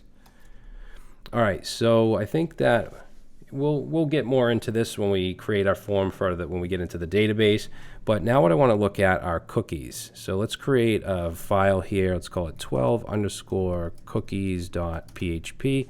And then let's go over here and let's say 12 underscore cookies.php. Okay, so we'll close that up, All right, so most of you probably know what cookies are. It's a mechanism for storing data in the remote browser and thus tracking or identifying return users. You can set specific data to be stored in the browser and then retrieve it when the user visits the site again. Now, cookies, like it says, are stored in the browser. They're stored on the client. So you don't really want to have sensitive data in cookies. If you have sensitive data, you should store them in a session, which I'm going to talk about in the next section. So cookies are good for if you just want to remember the user's first name or their email address, not login info, but just information that can identify them, that you can say, hello, Brad, when they come back to the website or something like that. So to set a cookie is really easy. We have a function called setCookie. And what this is going to take in is, first of all, the key. So let's say we want to store a name. So we'll give it the key of name. And then next would be the value. So I'll say Brad, and this could come from a form or a database, whatever. I'm just passing in a string of Brad. Then we want to put, when do we want this to expire? So we could use the time function, which gives us a timestamp, the current timestamp. And let's say we want to add on to that, let's say 86400. So 86,400 seconds, that's 1 day. So this right here would set a cookie for 1 day. After that, then this would expire. If we want to do, let's say 30 days, then we could multiply it by 30. Okay, so that will set the cookie. And actually, you know what I'll do is just save that and then have the file run and then show you that in the Chrome tools or Firefox, whatever dev tools you're using, you can go to application, and if we go down to let's see right here, cookies and our local host, you can see that there's been a cookie set with the name of name and the value of Brad. Now let's say we want to get that cookie and use it. We could first check for it. We could say if set and then cookie name. So if that's set, then let's just echo out cookie and name. All right, so save that, and now you see that we're echoing out Brad. And if I wanted to, let's comment that out, we could actually delete it from here. So if I say delete and reload the page, then that's not there. But if I uncomment this, it's going to set it again, and there it is. Now if we want to delete a cookie, all we have to do is set it and set it to the past. So we can say set cookie, and let's say we want to set name to nothing, so we want to empty it, and then we could do time, and let's say minus 86400. So that will unset it. So if I save that and I reload, technically it does get set, but then it gets unset. All right, so now I want to look at sessions. So let's close that up, and let's create a new file here called 13_sessions.php. And then in the browser, we'll go to 13_sessions. All right, so sessions, let me just grab my definition here.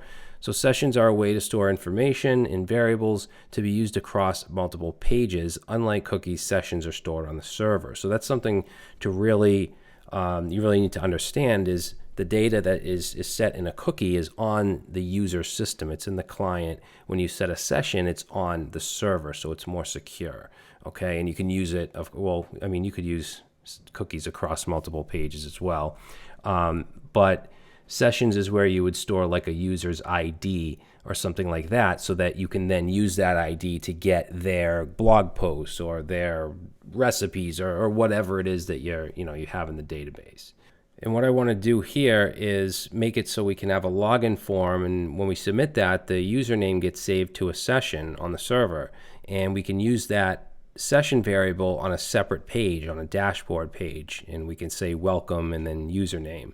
All right, and then I'll show you how to destroy a session by logging out and destroying the username session.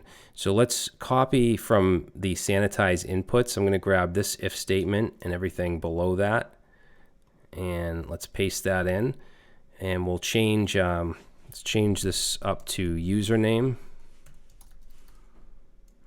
and the type is going to be, text and then username. And then let's make this a password. Okay, so we'll do password, the type also, and the name, the name password. All right, so we're submitting that, and we'll go ahead and we'll use the filter for the username, but not for the password. We don't want to sanitize the password. That's not going to be put in a page or anything like that. So I'll set that to post and password. And of course, you would never, if we were using a database, you would never store a plain text password in a database. You would hash it. And then what we'll do is check to see if the username is equal to, we'll just say John. And let's see if the password is equal to password.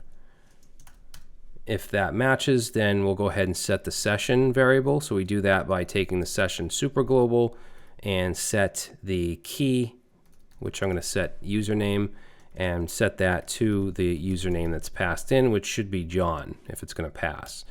And then after that, I want to redirect, so we can redirect from within PHP with the header function. And what we do is pass in a string of location, colon, and then wherever we want to go, which I'm going to say php/crash. And I don't want this file to be mixed with the others, so I'm going to have a folder called extras, and then we'll have a file called dashboard.php. Okay, and then let's do an else. So else, we'll just go ahead and echo, we'll say incorrect login, whatever.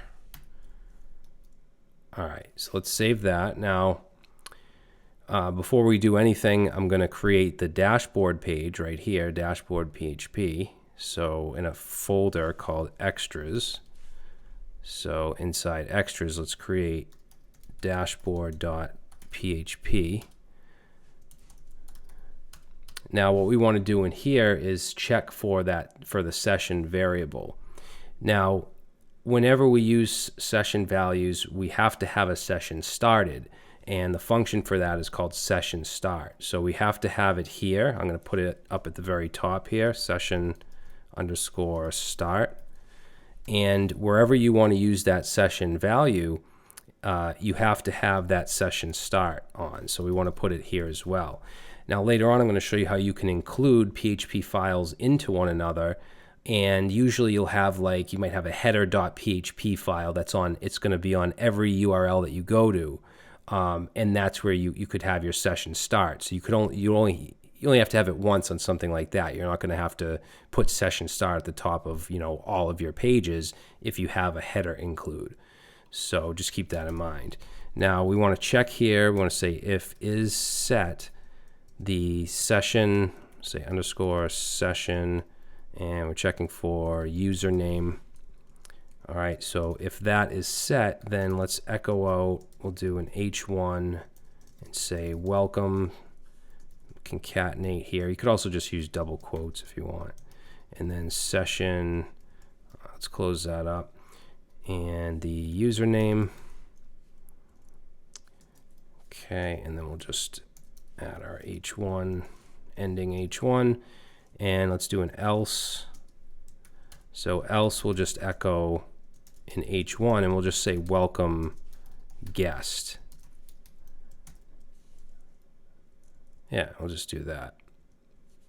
So let's save that. Now if I go to the URL bar up here and I go to the dashboard, let's see, let's go dashboard. So I didn't log in yet. Oh, I'm sorry, it's extras slash dashboard. So I get welcome guest. And we could put a link here to go back as well. Let's say echo, and we'll do a href equals, let's see, so slash php dash crash slash 13 underscore sessions dot php. Actually, let's use double quotes here. And say home. All right, so now I have a home. Now, let's try our login. So what should happen is if we match, we'll get the username put into a session. We'll get redirected to the dashboard. It'll check for the session username, and then it'll output welcome John. So if we try to log in with something that doesn't match this, John and password, then we're just going to get incorrect login. If we do John and password, we should get redirected. This is just my LastPass thing. And now you see welcome John. Okay, so this value right here is stored in a session variable. Now let's destroy a session. So we can do that. We'll create a logout link. So right up here, let's say echo, and we'll do a href, and let's set that to say logout.php, and say logout. Oops, I keep forgetting to use double quotes here.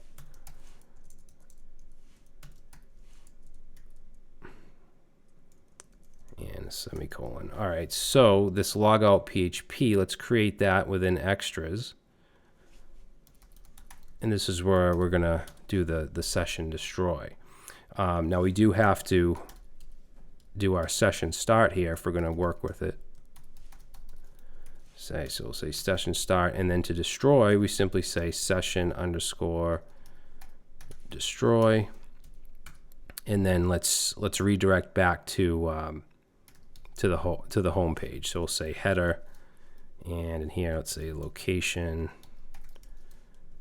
and set that to /php crash and /13 underscore sessions dot php. All right, so now we'll click logout, and I don't think it brought us to the right place. Oh, I have two A's in here. There we go. All right, so the session should have got destroyed, and we can check that by going back to the dashboard. Should have just put a link, but we'll say /extras /dashboard. And there we go. So it says welcome guest. So the session was destroyed. All right, and obviously, you know, it can get a lot more complicated than that. This is just kind of the easiest example that I could think of. Okay, so the next thing I want to look at is file handling, not file uploading. We'll do that next, but file handling, meaning if we want to open a file and display the content, if we want to save to a file, stuff like that. So let's create a new file here. We'll call it, let's see, we're at 1314 underscore, and we'll call this file, let's say file handling. All right, and then let's go to that in the browser. So let's see, 14. All right, so file handling. Let me just grab the comment here. So file handling is the ability to read and write files on the server. PHP has built-in functions for reading and writing files. All right, so that's what we're going to look at. Now, I'm going to create a file in extras, and I'm just going to call it users.txt. I mean, you could call this anything, and then we'll just put some names in here. Whatever, it doesn't really matter what you put in here, but I'm just going to say it's a text file of users. All right, and then what we'll do is set a variable here of file, and I'm going to set that to extras/users.txt. Now I'm going to show you some different functions that we can use with files. So one, if we want to check to see if it actually exists, we can say if file exists and pass in the file name, which I have in a variable. And we do have a read file function we could use. So we could pass that and say file. So what that does is it reads the file, and you can see we're printing out the contents of it, and the 26 here, I believe that's the number of bytes of the file. Now this function isn't very flexible, so we're going to comment that one out, and let's create a variable called handle. So this is going to be like a pointer to the file, and we're going to set this to a function of fopen, so file open, which will take in the file, and it also takes in a mode, so you can have read, write, and a bunch of other ones if you want to look at the docs. But we're going to open this for reading, and then let's set contents and set that to fread. So fread is going to take in that handle that we just created. So if we look at fread here, it takes in the stream, which is the handle, and then the length. So for the length, we can use the file size. So file size, and then just pass in the file here. All right, so that'll open it. Now we want to close the file with fclose. So we pass in the handle for that. All right, and then we're going to echo out the contents. Okay, so there we go. We have our contents. So basically we create that handle or pointer, we get the contents, and then we close the file, and then we do what we want with the contents. Now let's look at writing. So we'll say else if the file does not exist. So I'm actually going to delete it. So we're going to delete users.txt. And in our else here, again, we're going to create a handle, and we're going to use fopen, but this time we're going to add a mode of W instead of R. So we're writing instead of reading. And then we can create contents, and this time we're going to set the contents. So I'll say Brad. Now if we want to have these on separate lines, what we can use is the PHP. We can do PHP underscore EOL. So that will basically give us a line break within the file. Say Sarah, and we'll do PHP underscore EOL. Let's close that up. And then we'll do one more, let's say Mike. All right, so that's going to be our contents, and then let's do write. So this is what we use if we want to write to a file. We pass in the handle, and we pass in the contents. Then we want to close with fclose and pass in the handle. All right, so I'm going to go ahead and save this. And now if I look in over here, you'll see users.txt. and it wrote Brad, Sarah, and Mike on separate lines. And if I reload this again, the file is going to be there, and it's going to show me the contents. All right, so that's basic file handling. Now we're going to look at file uploading. So I'm going to create 15_file_upload.php. And let's go over here to 15 file upload. All right, so let's talk about file uploading. So we'll start off by just creating a form. Let's say file upload and then form. Now the action, I'm just going to go ahead and echo out using my server Superglobal, and we want PHP_self. And of course, you can submit to a different file. You can submit to a different file if you'd like. Now for the method, we're going to say post. Now, if you are uploading a file, there's a special attribute you have to add on to the form called enctype. And what you want to set that to is multipart/form data. Okay, if you try to upload a file without that attribute, it's not going to work. So in the form, let's say we'll just do select image to upload. And it doesn't have to be an image, but we're going to set it so that it does have to be. We're going to run some checks when we actually submit the file. So let's say input, it's going to have a type of file. And we're going to give it a name of upload. And we don't really need an ID. So that'll be our file input. Now let's do a submit. So we'll do submit. And let's give it a value of submit. And we're also going to give this a name of submit as well. Okay, so now we have our file upload form, and you should be able to at least just choose a file. Let's see, I'm going to go to, I have a PHP logo in downloads. So I can go ahead and choose that, and it'll actually show the file name here. If I submit, it just basically, it submits to this page, but we don't have anything here, so it doesn't actually do anything. So let's go up here and let's add our PHP tags. We want our ending tag as well. And the first thing I'm going to do is check to see if the form is submitted. So we'll say if is set, and let's check the post. We'll check the post value of submit. So basically if that button is clicked and they submit the form, then this is where we use the files superglobal. So I'm first going to check to see if a file was actually uploaded. We can do that by doing if, and let's do if not empty. And then we want to do our files superglobal. And then what goes in here is going to be the name. So I chose to use upload, so we're going to use that. And then this is going to have a bunch of properties on it. We're going to check for name.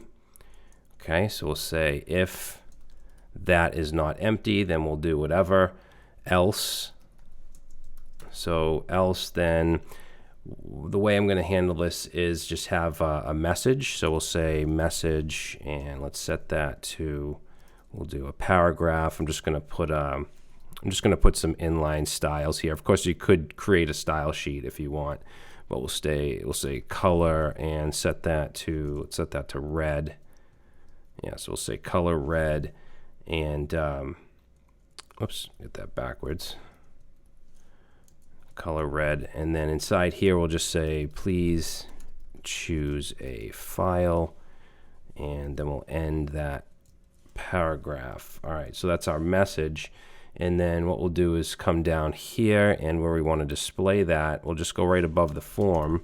Let's say PHP echo. And we'll use the coalescing operator here. So we can say message, and then use the coalescing operator, and then null. So what this will do is if there is a message, then it will echo it. All right, so let's save that, and then let's try to submit this without a file, and we get please choose a file. All right, so if we do choose a file, then what do we want to do? Let's first of all just do a print R of what files looks like, so we can see just what that contains.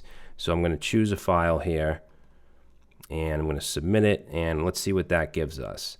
So we have an object that has, or an array that has a name, a full path, a type, a temp name, temporary name, an error value, and a size. Okay, so we have all this data to work with. So what we'll do is put some of this into variables. So for instance, file name, let's set that to files, and then we want the upload file, and we want the name. Okay, so what I'm doing here is just taking this value right here. It's going to be PHP logo.png. All right, and then there's a couple other things that we're going to want. So the file size, let's do file size, and we just want to change this key right here to size. Okay, so that's going to get this value right here.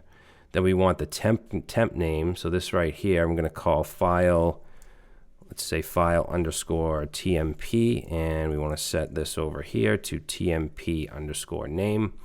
And then that should be it as far as what we want from that files array. So we can get rid of that. Let's get rid of this print R as well. So we're putting all that stuff into variables. Now I want to get the target directory. Where do we want to actually upload this? So let's say target, we'll say target dir, and we're going to set that to a string of uploads, so a folder called uploads, and then we're going to put the in here, let's say file underscore name. Oops, file underscore name.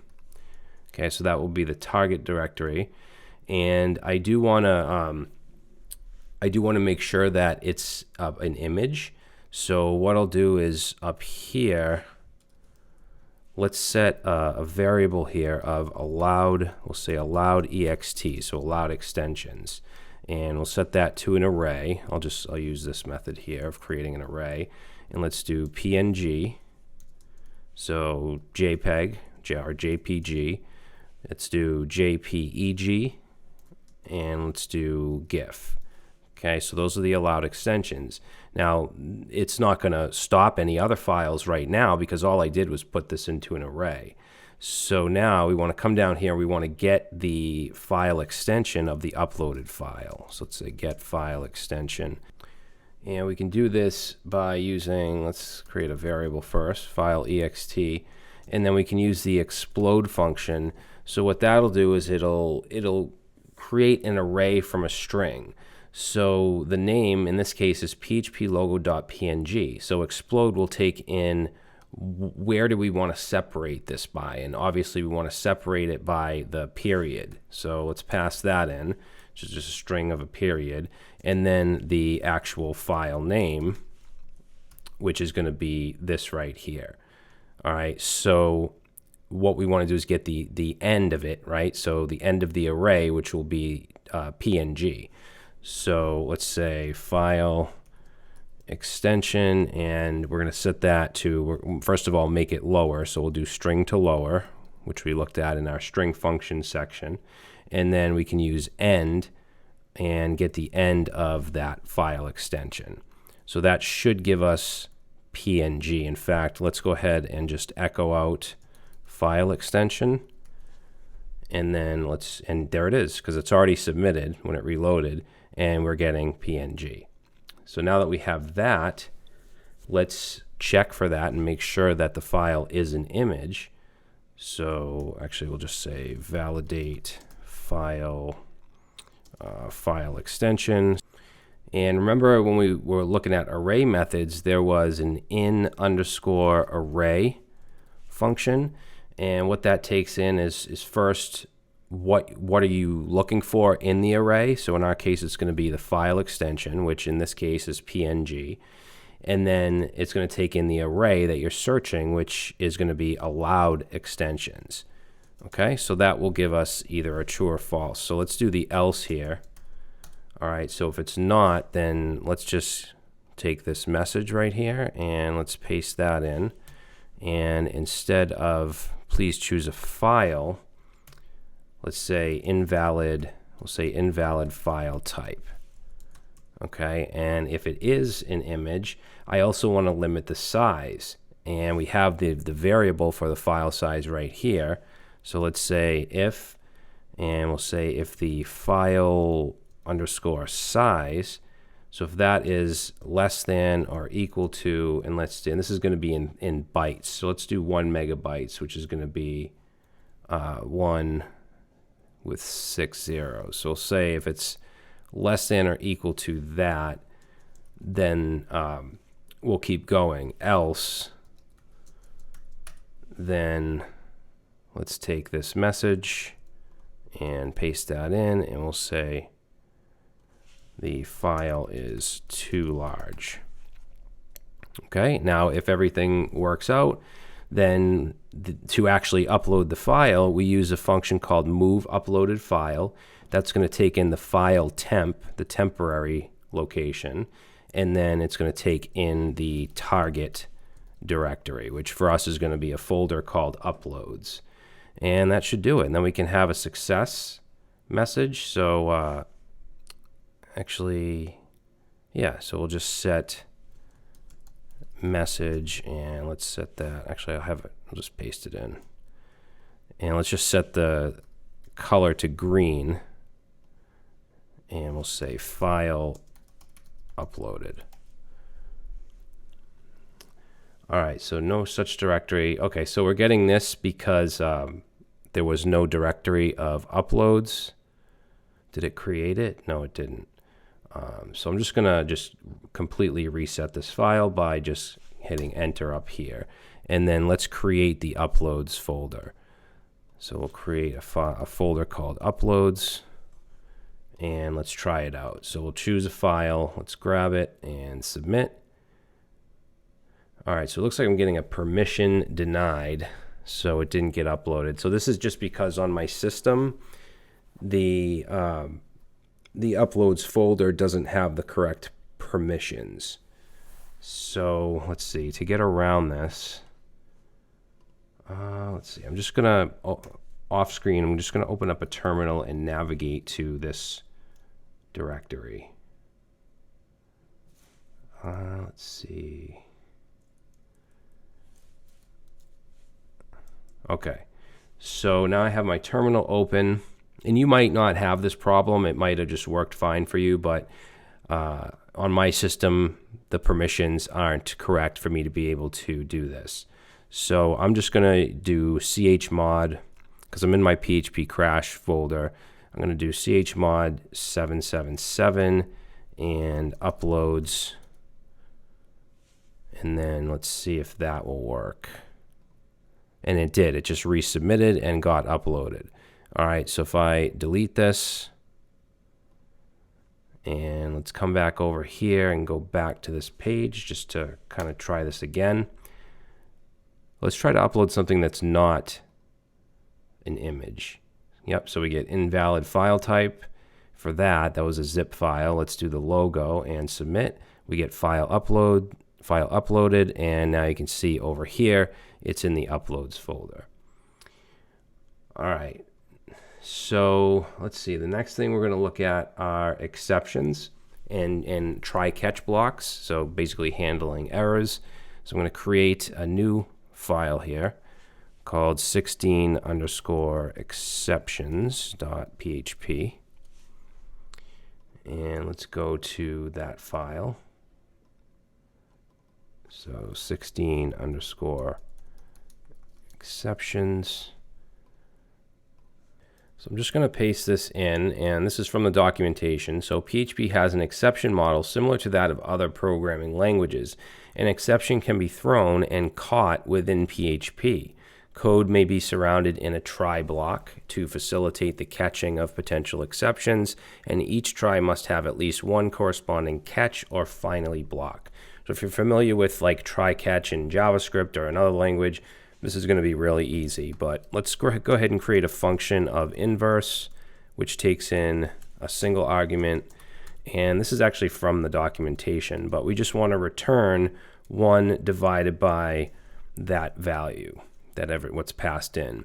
So let's do a check here, and let's say we'll say if not X, then we want to throw a new exception. So we'll say throw new exception, and then we can pass in a message in here. We'll say division by 0. Okay, so if we pass 0 in, we should throw this exception. So let's come down here and let's echo inverse. So if I put like, I don't know, 10 in here, let's save that, and we get 0.1. So if I pass in 0 and I save, we get a fatal error. Okay, so it stops our script, and we get our uncaught exception with division by 0. So right now it's uncaught, and the way we can deal with this is by using this function inside of a try catch block. So let's say try and open up our parentheses, and then we have a catch here, and inside this catch arguments we want to say exception and then a variable that we want to use. So we'll say E, and then let's move this down here. Actually, you know what I'll do is we'll call this twice, and we'll have one of them work, so we'll pass 5 in.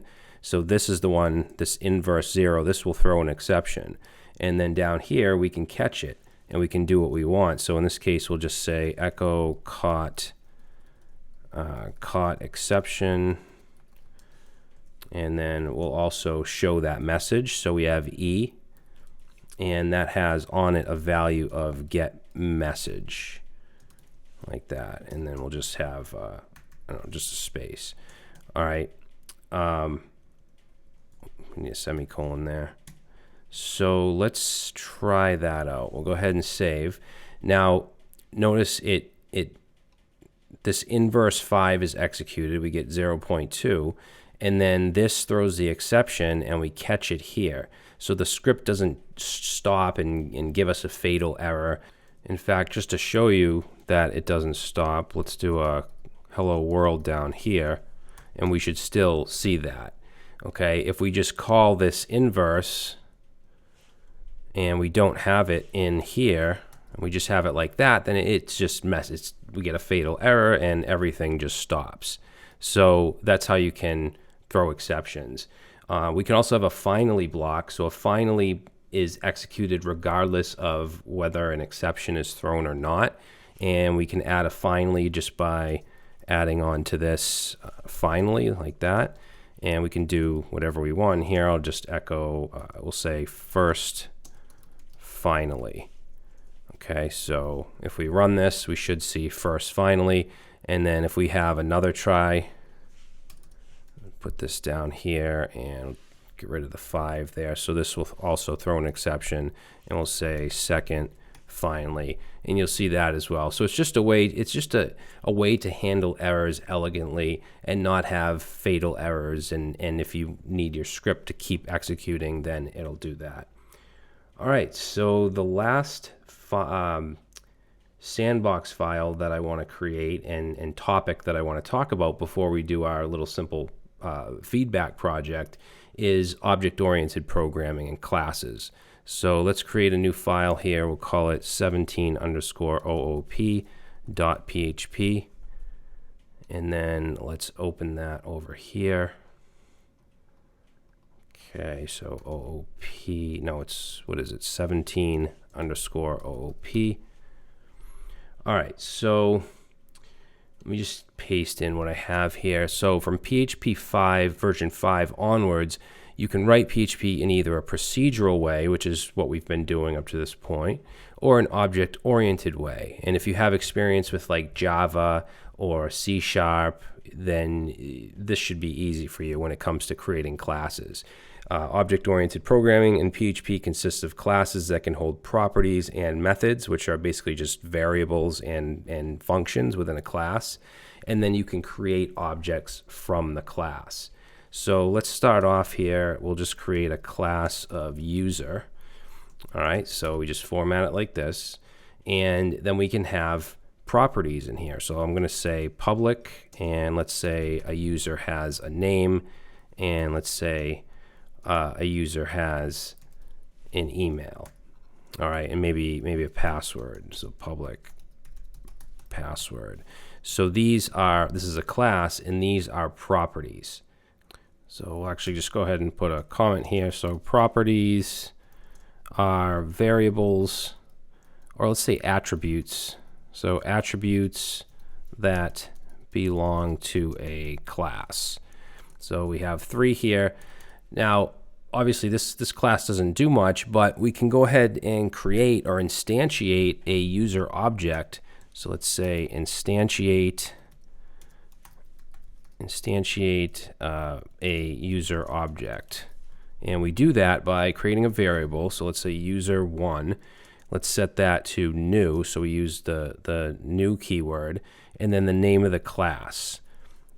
Okay, so user1 equals new user. Now, if I do, let's say, a var dump of user1, you can see that it's an object, and it's a user object. It also shows the properties, although there's nothing in them. They're all null, but it shows name, email, and password.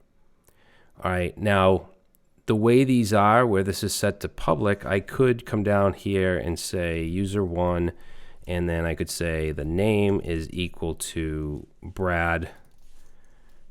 And if I save that, now you'll see here in name I have a string of Brad.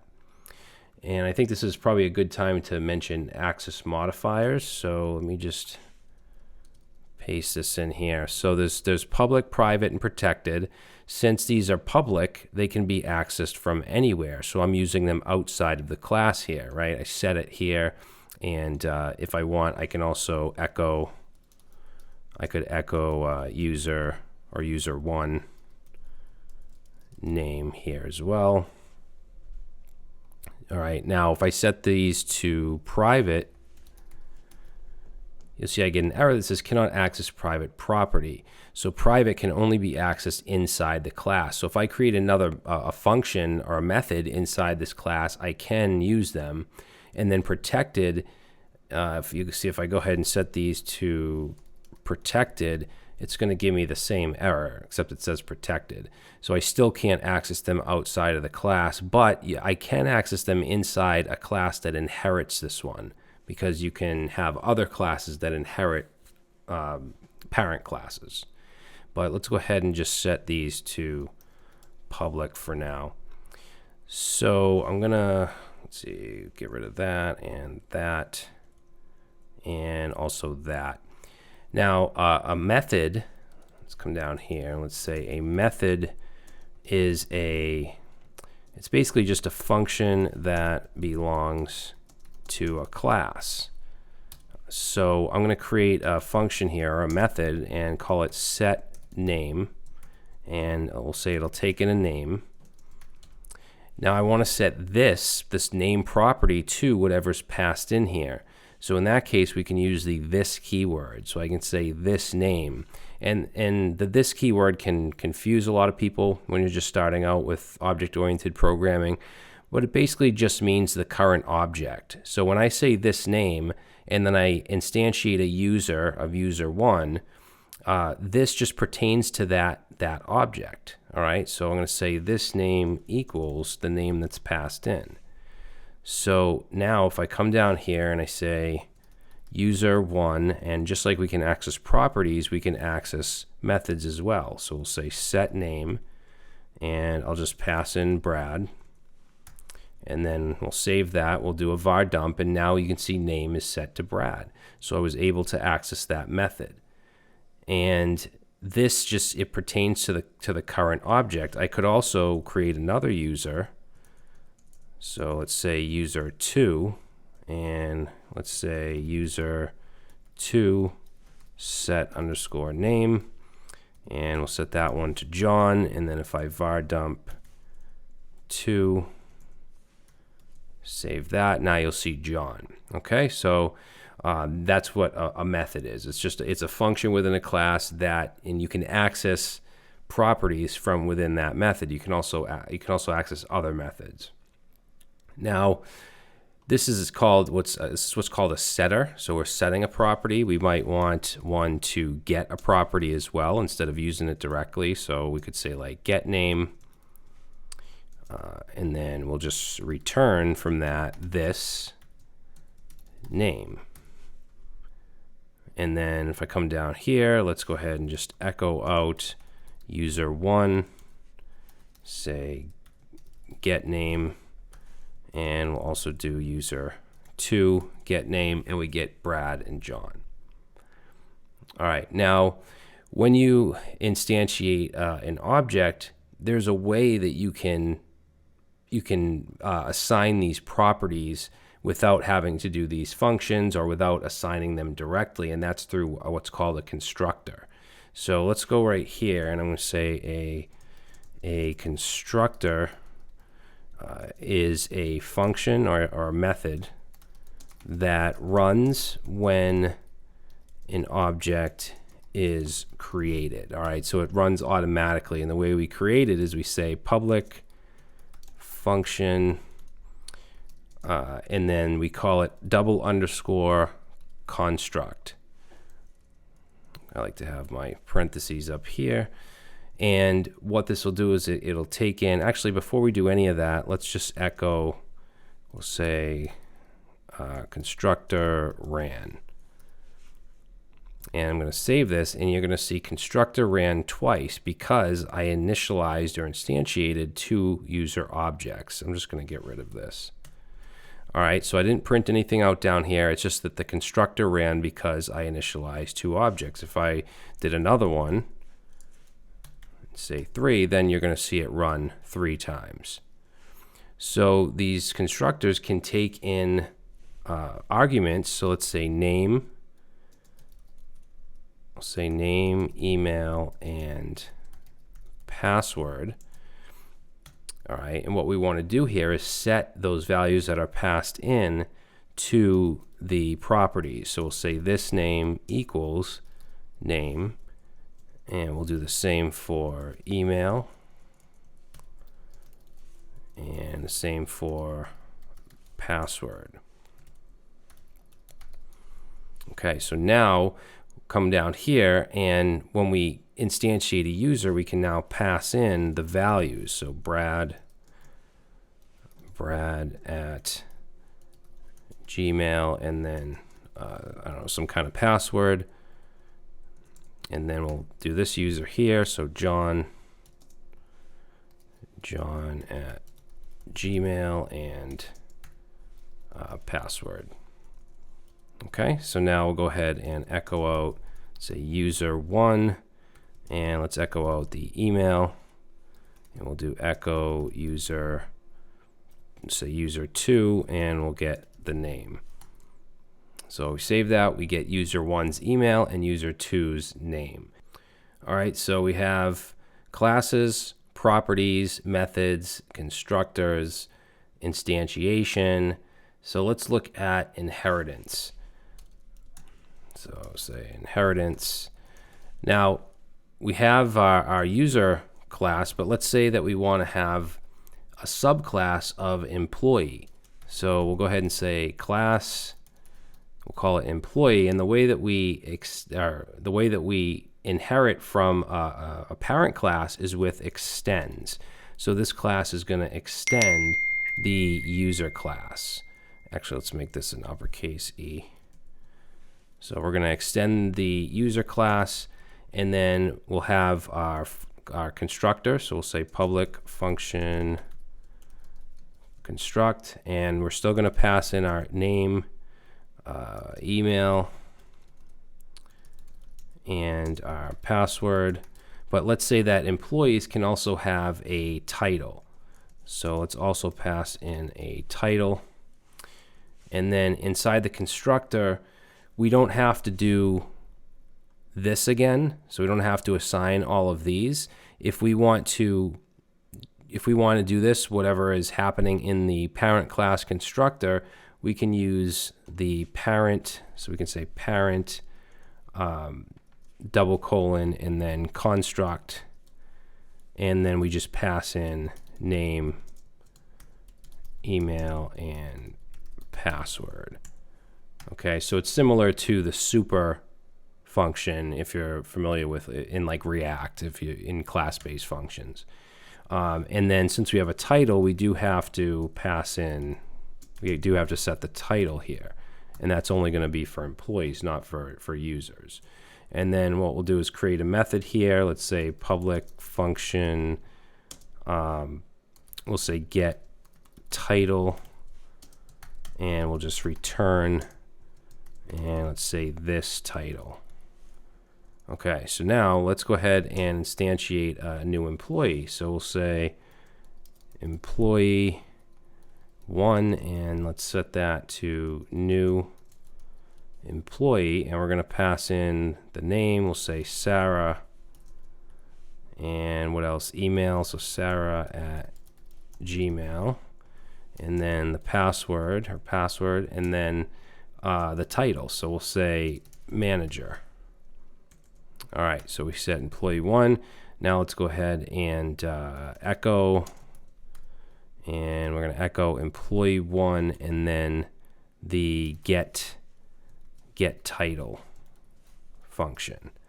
So if we save that, you'll see that it's outputting manager. Let me just comment those out. All right, so now it's showing manager. So that's how we can extend, or we can inherit from a parent class, is using extends. And then to run the constructor for the parent class, we use this here. And then we can continue to create new properties and methods for that, what's called a subclass. All right, so now we're going to work on the feedback project. So if you go to the link in the description, the GitHub repo, and actually I don't want to leave that page. Let's open it up here. And you go to the PHP crash, again, the link's in the description. You'll see that there's a starter files folder right here. The final feedback project here, you can see, are the PHP files, but in the starter files, you have a feedback folder that just has a couple HTML files. So what I want to do is take this little HTML website and turn it into a PHP app where we can submit feedback to a database and we can fetch it and show it on the page. So these are the files I'm going to go ahead and just pull into here. Now, if you want to create a new project in your htdocs file, you can do that and then open it up in VS Code. If you want the live server thing, though, remember to run live server, run the PHP server, and then also you're going to have to change this to whatever you call that project in your htdocs. But yeah, I'm just going to grab it. I have my starter files here, and I'm going to bring the feedback folder over to here. All right, so now if we look in feedback, I have my HTML files.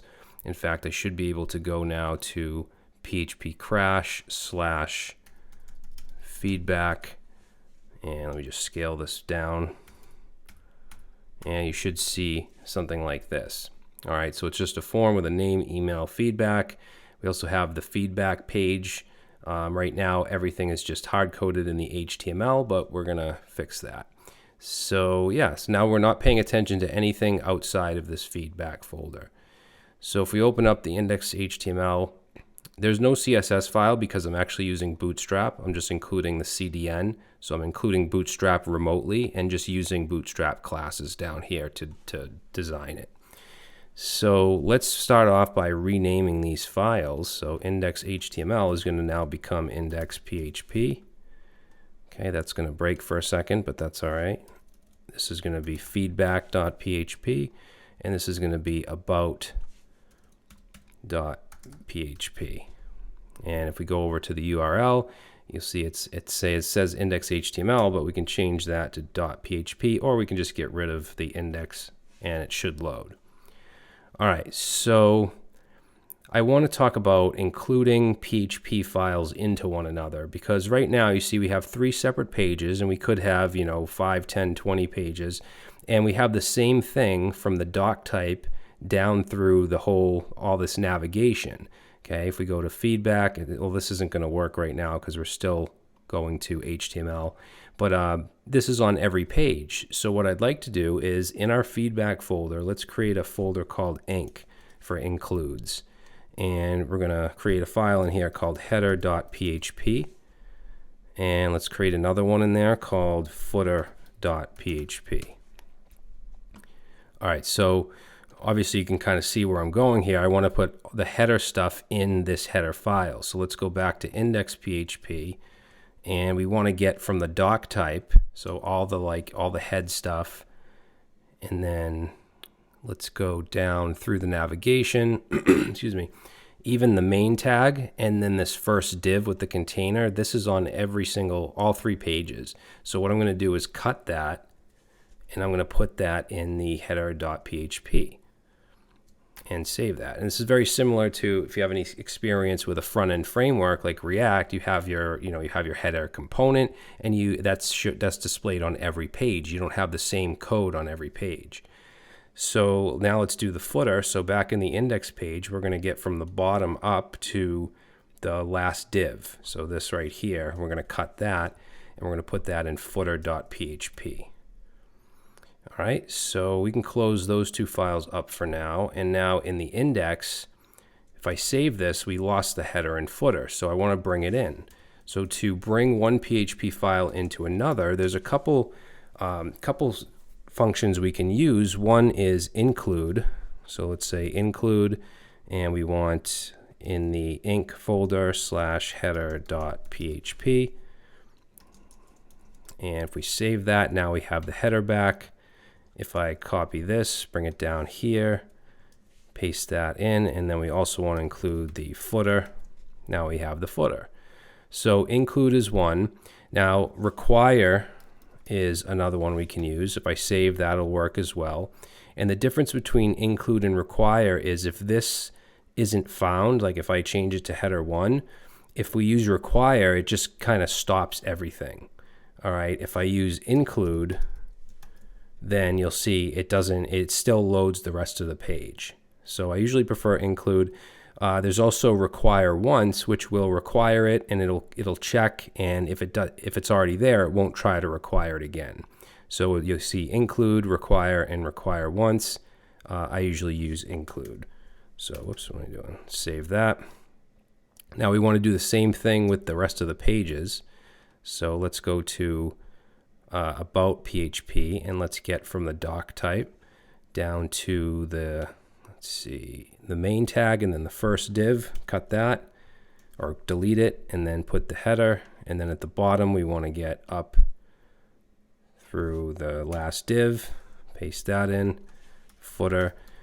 And I don't have Prettier set up to format my PHP, so it might not be formatted the cleanest way. And then feedback, we're going to do the same thing. Let's go down to, down to this first div here, paste that in, and then let's get from here up to the last div. It's going to be footer.php. All right. So now we have the header and footer on all the files. Let's change the navigation now. We only have to change it once in the header.php.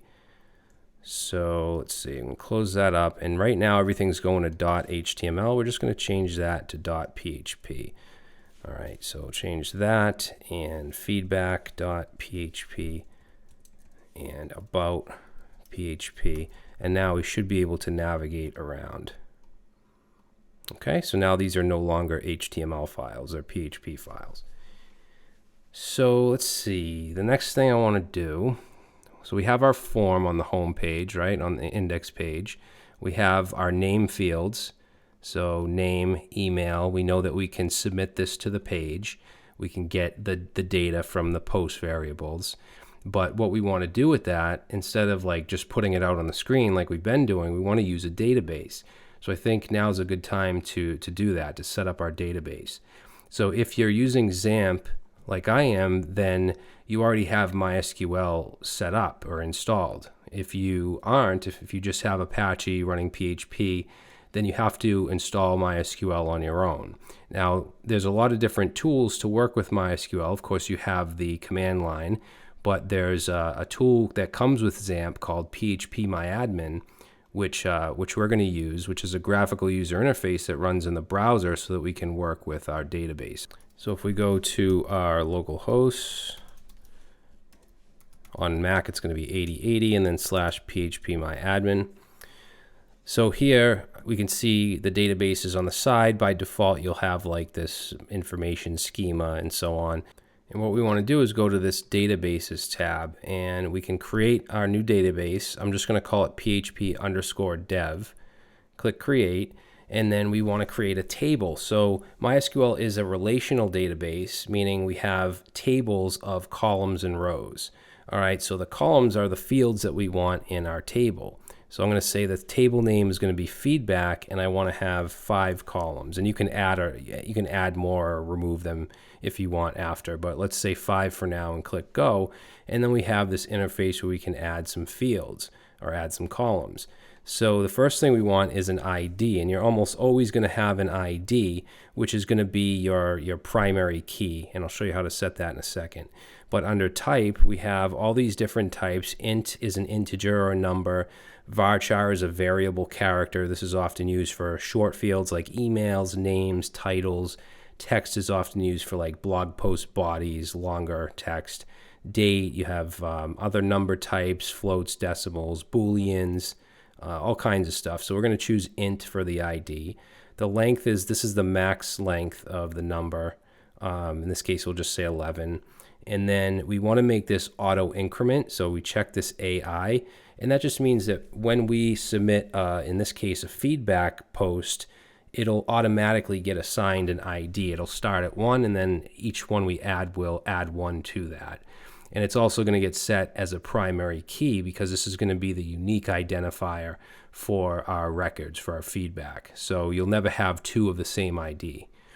And then we're going to have a name field, because if we look at our form, let's see, I'm just going to move this over here. So if we look at our form, we have a name, email, and feedback, which I'll call this body. So we definitely want those, and then I also want a date. So let's say name is going to be a varchar, variable character. The max length will do 255, and then that's all we need there. Then email, also varchar 255, and then we'll do body for the feedback, which will be a text field, and then we'll do date, and we'll set that to, let's do date time. And you can also set default values. So I'm going to set a default as the current timestamp, meaning that when a record's inserted into the database, it'll get the current time by default for this field. So now we can click on save, and if you need to add more, you can just add more columns, click go. But we're going to click save, and now we have our table structure. So if we want to actually insert data into the database, we can actually do it from here. Ultimately, we want our app to do it, but we can click on the insert tab here. The ID you're never going to put in. That will get put in automatically. For name, let's say John Doe, and then email. And then for the body, so this is a feedback, I'll just say Travesty Media is a good source to learn from. I don't know. I guess that's good. And the date will be the current timestamp. So if we click go, it says 1 row inserted, and it also gives us the actual SQL. So SQL stands for Structured Query Language, and that's what MySQL uses, as well as just about all relational databases, such as Postgres, Oracle. So SQL, this is how we insert into a certain table. We put the fields, then we put the values. I do have an SQL crash course if you want to learn more about the syntax, but this isn't, we're not going to dive deep into SQL syntax. So now if we go back to browse, we should see our one record here. Now we also need to create a user for this database. So if we go, make sure you're in the PHP dev database, and if you go to privileges, you'll see there is a root user, but I'm not going to use that. I'm going to click this add user account, and for username, I'm going to say Brad, and under host, I'm going to choose local, so local host, and then password, I'll just do 1 through 6. And let's see, down here, we're going to grant all privileges. because you can have a user just be able to read data or maybe create but not update, stuff like that. So we're just going to grant all, and then that should do it. We'll click go. And you can see the SQL that was ran, create user Brad and grant privileges, etc. And now if we go to user accounts, you should see the Brad user, or obviously whatever you called it. I'm sure you didn't call it Brad, or maybe you did, but it doesn't matter. So now we want to connect to it through our applications. So in the feedback folder, we want to create a folder called config. And inside config, we'll have a file called database.php. Now, there's two main ways or two main APIs or drivers that we use to connect to databases with like vanilla PHP, and that is MySQLi, which is what we'll be using, and PDO, which stands for, I think, PHP Data Objects. So PDO is my preference if I were to build a real application. And a lot of that is because you can use any relational database. Well, not any, but I think it's up to 12 different databases, Postgres and some others. MySQLi, you're limited to MySQL. Now, MySQLi is a bit easier, so that's what we'll be using. I do have a crash course on PDO if you want to check that out, though. So in our database.php, we're going to first of all just define some constants. Remember back in the beginning, we learned how to do this define, and I'm going to call it db_host. And I'm using constants because these aren't going to change. And if they do, it's because you're going into production or whatever. So let's do host, and then we'll have a couple more. We need the user. So my user's name is Brad. And we also want the password, so dbpass. And then we also want the DB name, which for me is php_dev. Okay, then we want to create our connection. So we're going to use, again, MySQLi. So I'm going to create a variable called con and set that to a new instance of MySQLi. So we're doing here exactly what we're doing when we created a user class and then instantiated a user with new user. Only now we're creating a connection instance with MySQLi, and this takes in a few things. It takes in the DB host, the DB user, the pass, and the DB_name. All right, so that'll create our connection. Now we want to check the connection. So we can say if, and then on that connection object that we instantiated, there's a property called connect error. So we want to check for that. If that exists, then we're going to call the die function, which just cuts everything off, and then say connection failed, and then we'll just concatenate onto that that connection object, and then the connect error property, which will be some kind of message. And then just for now, we're going to echo out connected just so we can see if it worked. So I'll save that, and it's not going to do anything just yet because we need to include it. Now we should include it in the header because the header is on every page, right? If we go to home, feedback, or about, the header is going to display. So this is where we can include that file. So let's say include config / database.php, and we'll save that, and there we go, we see connected.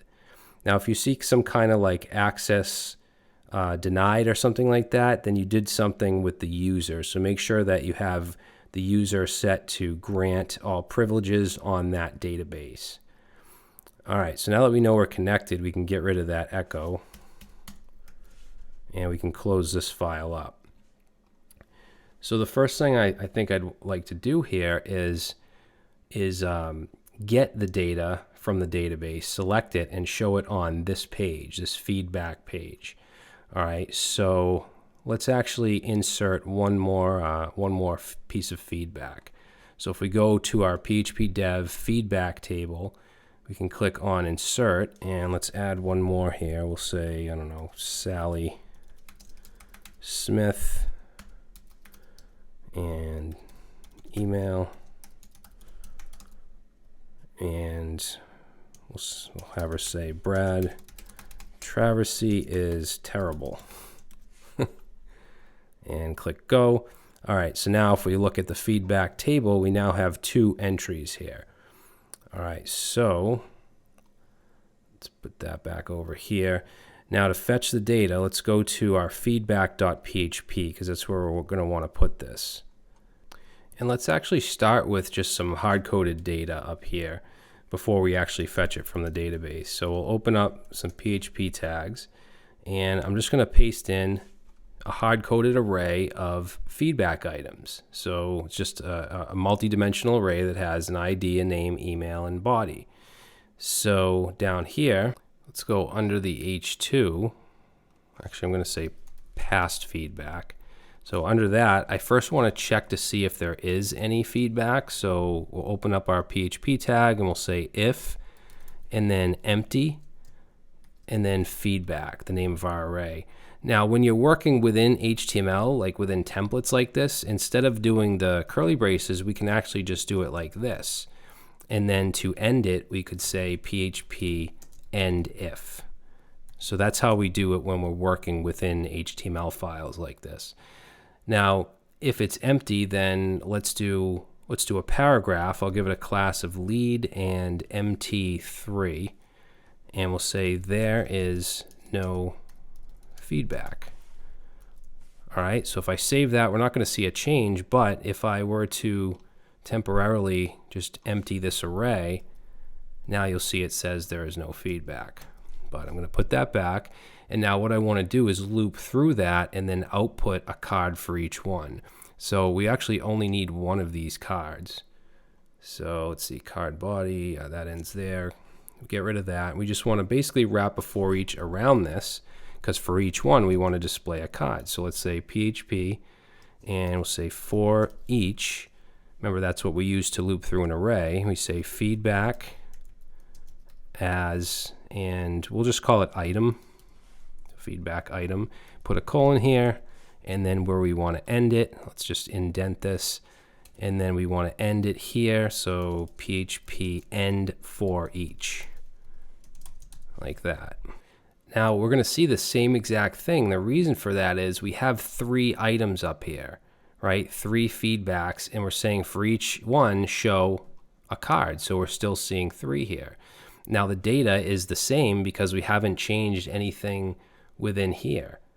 So what we'll do is change up this, take this text out of here, and let's say PHP echo, and we want to get the item, because that's what we used right here is the word item. This could be anything. And then in brackets, we want to get the field that we want. In this case is going to be the body. All right, so if I go ahead and I save that, now we see just the body 3 times, right? We see all 3 of these, and we see what's in these values. If I wanted to show the names, I could do that. That's going to show me each name. So let's kind of format this a little bit. So we'll have the body, and then there's a couple classes I want to add here. So next to this my3, I'm going to do a width, so w-75, which will just make them a little wider. And then on the card body, I'm going to add a text-center. Okay, and then let's go under the body here, and I'm going to have a class of text-secondary and a class of mt2, which is margin top. And then in here, I'm just going to put, we'll say by, and then we'll have the person's name, so PHP echo, and then item and name. And remember, we're not doing anything with the database just yet. We'll get to that.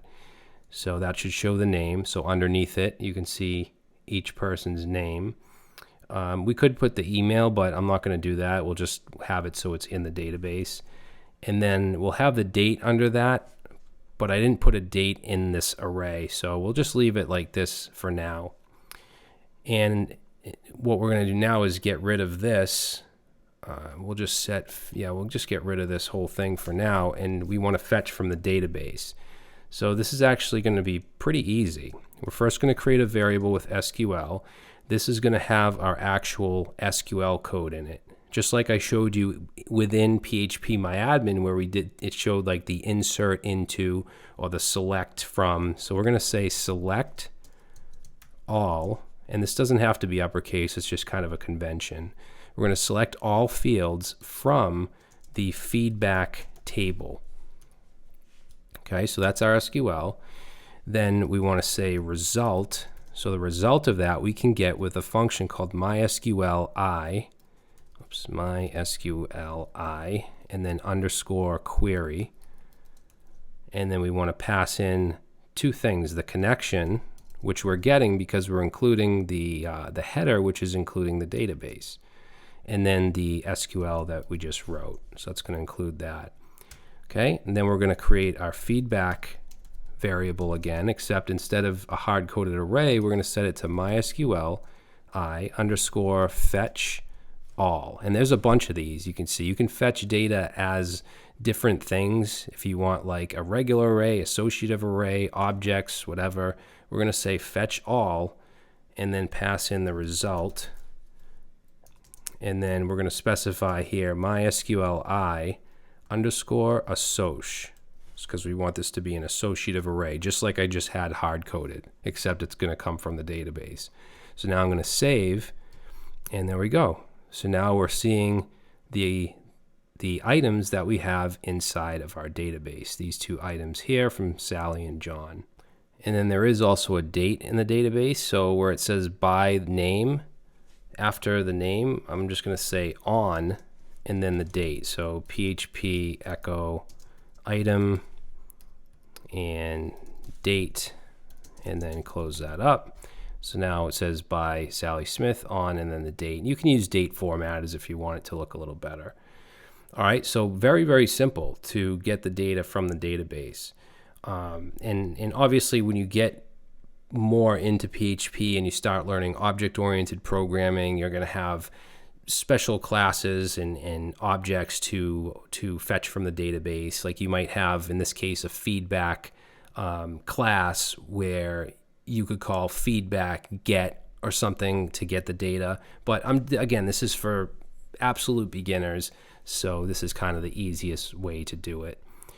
So now we want to do from the home page, we want to be able to also submit data. So let's open up index.php. So we already know like how to submit data to a form and stuff. So again, you want to have your name attributes for each field, and then we're going to go up here and let's open up a new set of PHP tags. And the first thing I'm going to do is just set some variables, and I'm going to set these all to empty values, and I want to show you a shortcut. So instead of doing like name email equals nothing, because we want to set these to nothing by default, we can actually do this. We can say name equals email equals body equals nothing. Okay, so that's a shorthand for just setting them all to an empty string. And then for error handling, I'm going to say name error equals email error equals and body error equals nothing. Because what I want to do is if we don't have a name or something and we submit, I want to show the error underneath using some of the Bootstrap classes, so it'll have a red outline with the error. All right, so we'll do some form validation. So let's say form submit, and remember how we were checking it. We were saying if is set, and then we were checking the post. So post submit, and actually before we do that, we should probably make sure our form is all set. We need the method to be post. Okay, method post, and then in the action, let's say PHP echo. Let's use our HTML special chars. And inside that, we're going to put our server Superglobal, and we want this to be PHP underscore self. All right, so it'll submit to this same file. Now up here, let's validate the name. So we'll say if, let's do if empty and check the post name.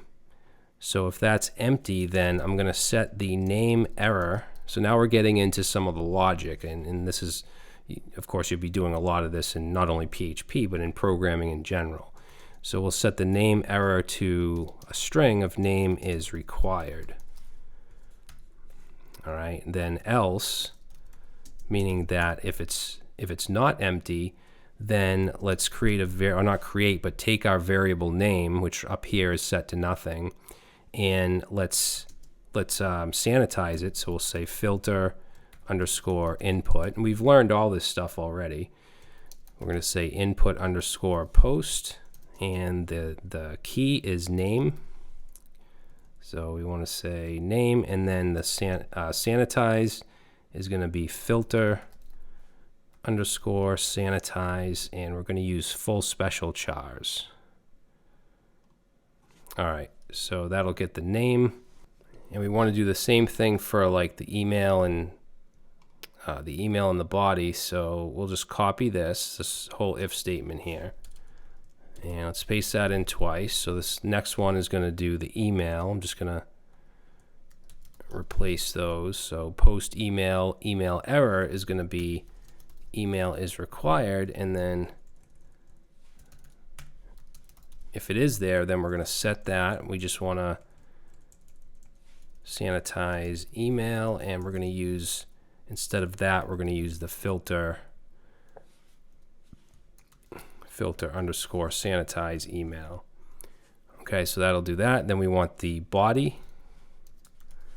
So let's see, this body error, we'll just say feedback is required, and change this and that to body. Now real quick, just to kind of check to see the error or the name, we'll just say echo name error, and let's say echo name. All right, and those are both empty by default. So if I type something in the name field and click send, I should see it echo out right here. If I don't put anything in and I click send, I'm going to see name is required. Same thing with email if I were to output those. But I don't want to just simply output the message at the top. I want to be a little more creative utilizing Bootstrap, because with Bootstrap, which is a CSS framework, in this input, this name input where we have form control, we can add the class of is-invalid. And if we have that class, it makes the box red. And we can also go underneath the input, still within this div, this MB3 div, we have the label and input. We're going to go right under the input, and we're going to add a class of invalid-feedback. And then in there, we're going to output, let's say, PHP echo the name error.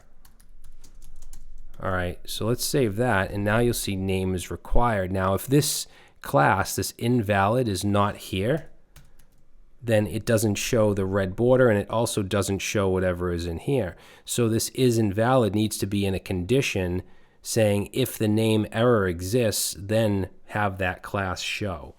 So what we'll do is come in here, and we'll put in PHP. We'll open up a PHP tag, and then we'll check for the name error. Actually, we'll use a ternary, so we'll say echo and say if not name error. So if not name error, then we can say is invalid. We'll have a class of is-invalid, which will make it red. Else, then we'll just say null, and then close the PHP tags. All right, so let's save that. Let's see if that works. If I click send without putting anything in, no, that doesn't work. This in. Oh, wait a minute. No, it's if is name error. If is name error. There we go. So if I put something in here, and yeah, so that works. But if I don't put something in, it doesn't. Okay. So now we can do this with the rest of these fields. So let's copy this echo right here. And let's put that right under the form, right after the form control here, except we want to change this one to email error because now we're checking the email. And then we also want the div with the invalid feedback to be right under the input. And just replace that with email. Okay, so let's try that. Yep, so if we put something in here and submit, it has to be an email address. So if we submit, okay, that goes away. If I put something in here, that goes away. So now for the body, we want to do the same thing. So let's copy this right here under the form control.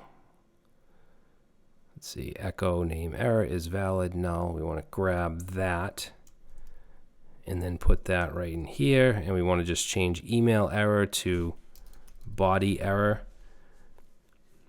And then let's see, we want to put this invalid feedback under the text area and make that body error. Feedback is required. Good, and if we have something in all of them, then it passes. If we have nothing, then we get our errors. Cool. And I know that it's you know, this is all kind of crammed together, lots of HTML mixed with PHP, but I wanted to make it a little interesting rather than just having one message up at the top. So now we have the error checking. We can submit, we can do the error checking.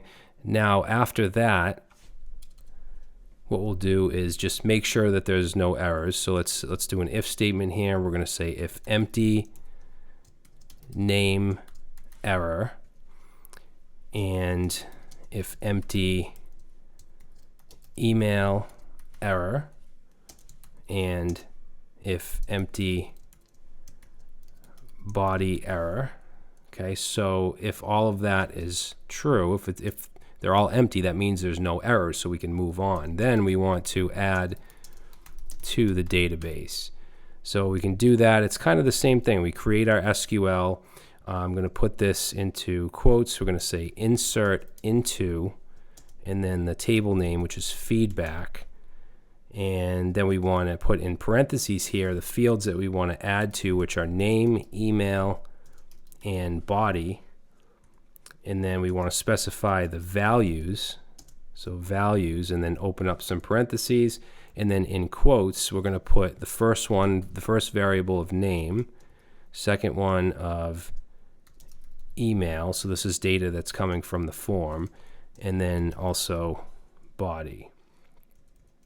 All right, and then we want to just end that. So that's our SQL. Now we want to do an if. And again, we're going to use MySQL I underscore query. And inside there, we're going to have our connection and then our SQL statement that I just wrote.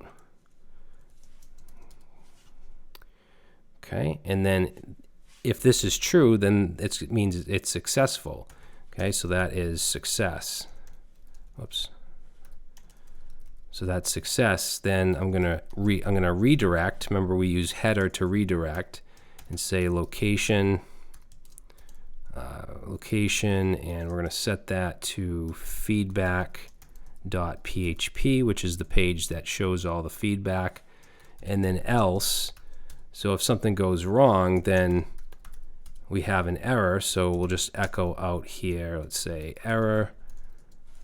And I'm going to just concatenate onto here MySQL I underscore error, which takes in the connection variable. So that will basically say what's wrong. All right, so let's try this out. I'm just going to come up here and refresh this. So let's put a name in here. We'll say, I think we already used John. Let's say Jack Johnson.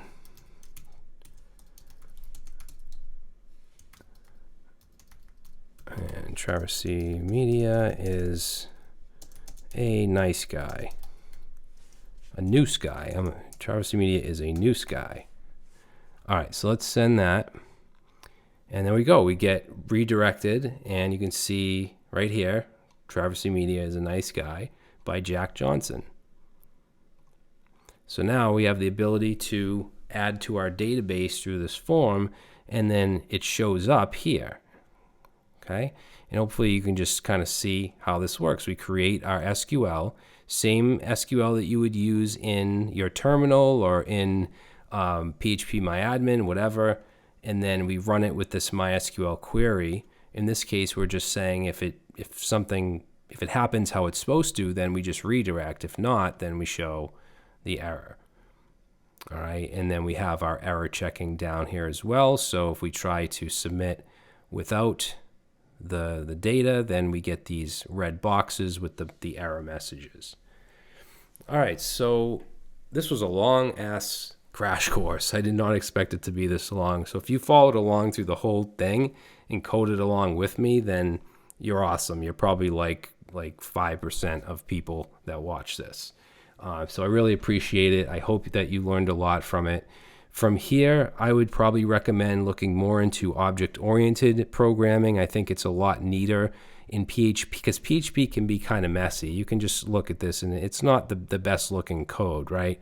So when you work with object-oriented programming, you're creating classes, you create a model view controller structure to your application, it just makes things look a little better. So I do have a course on Udemy. It's an object-oriented model view controller course where we actually build a PHP framework. So that's probably where I would suggest going to next. Maybe watching like the PDO crash course I have first, maybe another simple PHP project. I do have one where we create a REST API with just vanilla PHP. That's something you could check out. I had some cool guests on that did some PHP videos. So it's up to you where you want to go from here, but I just hope that you learned at least something from this one. So thanks for watching, and I'll see you soon.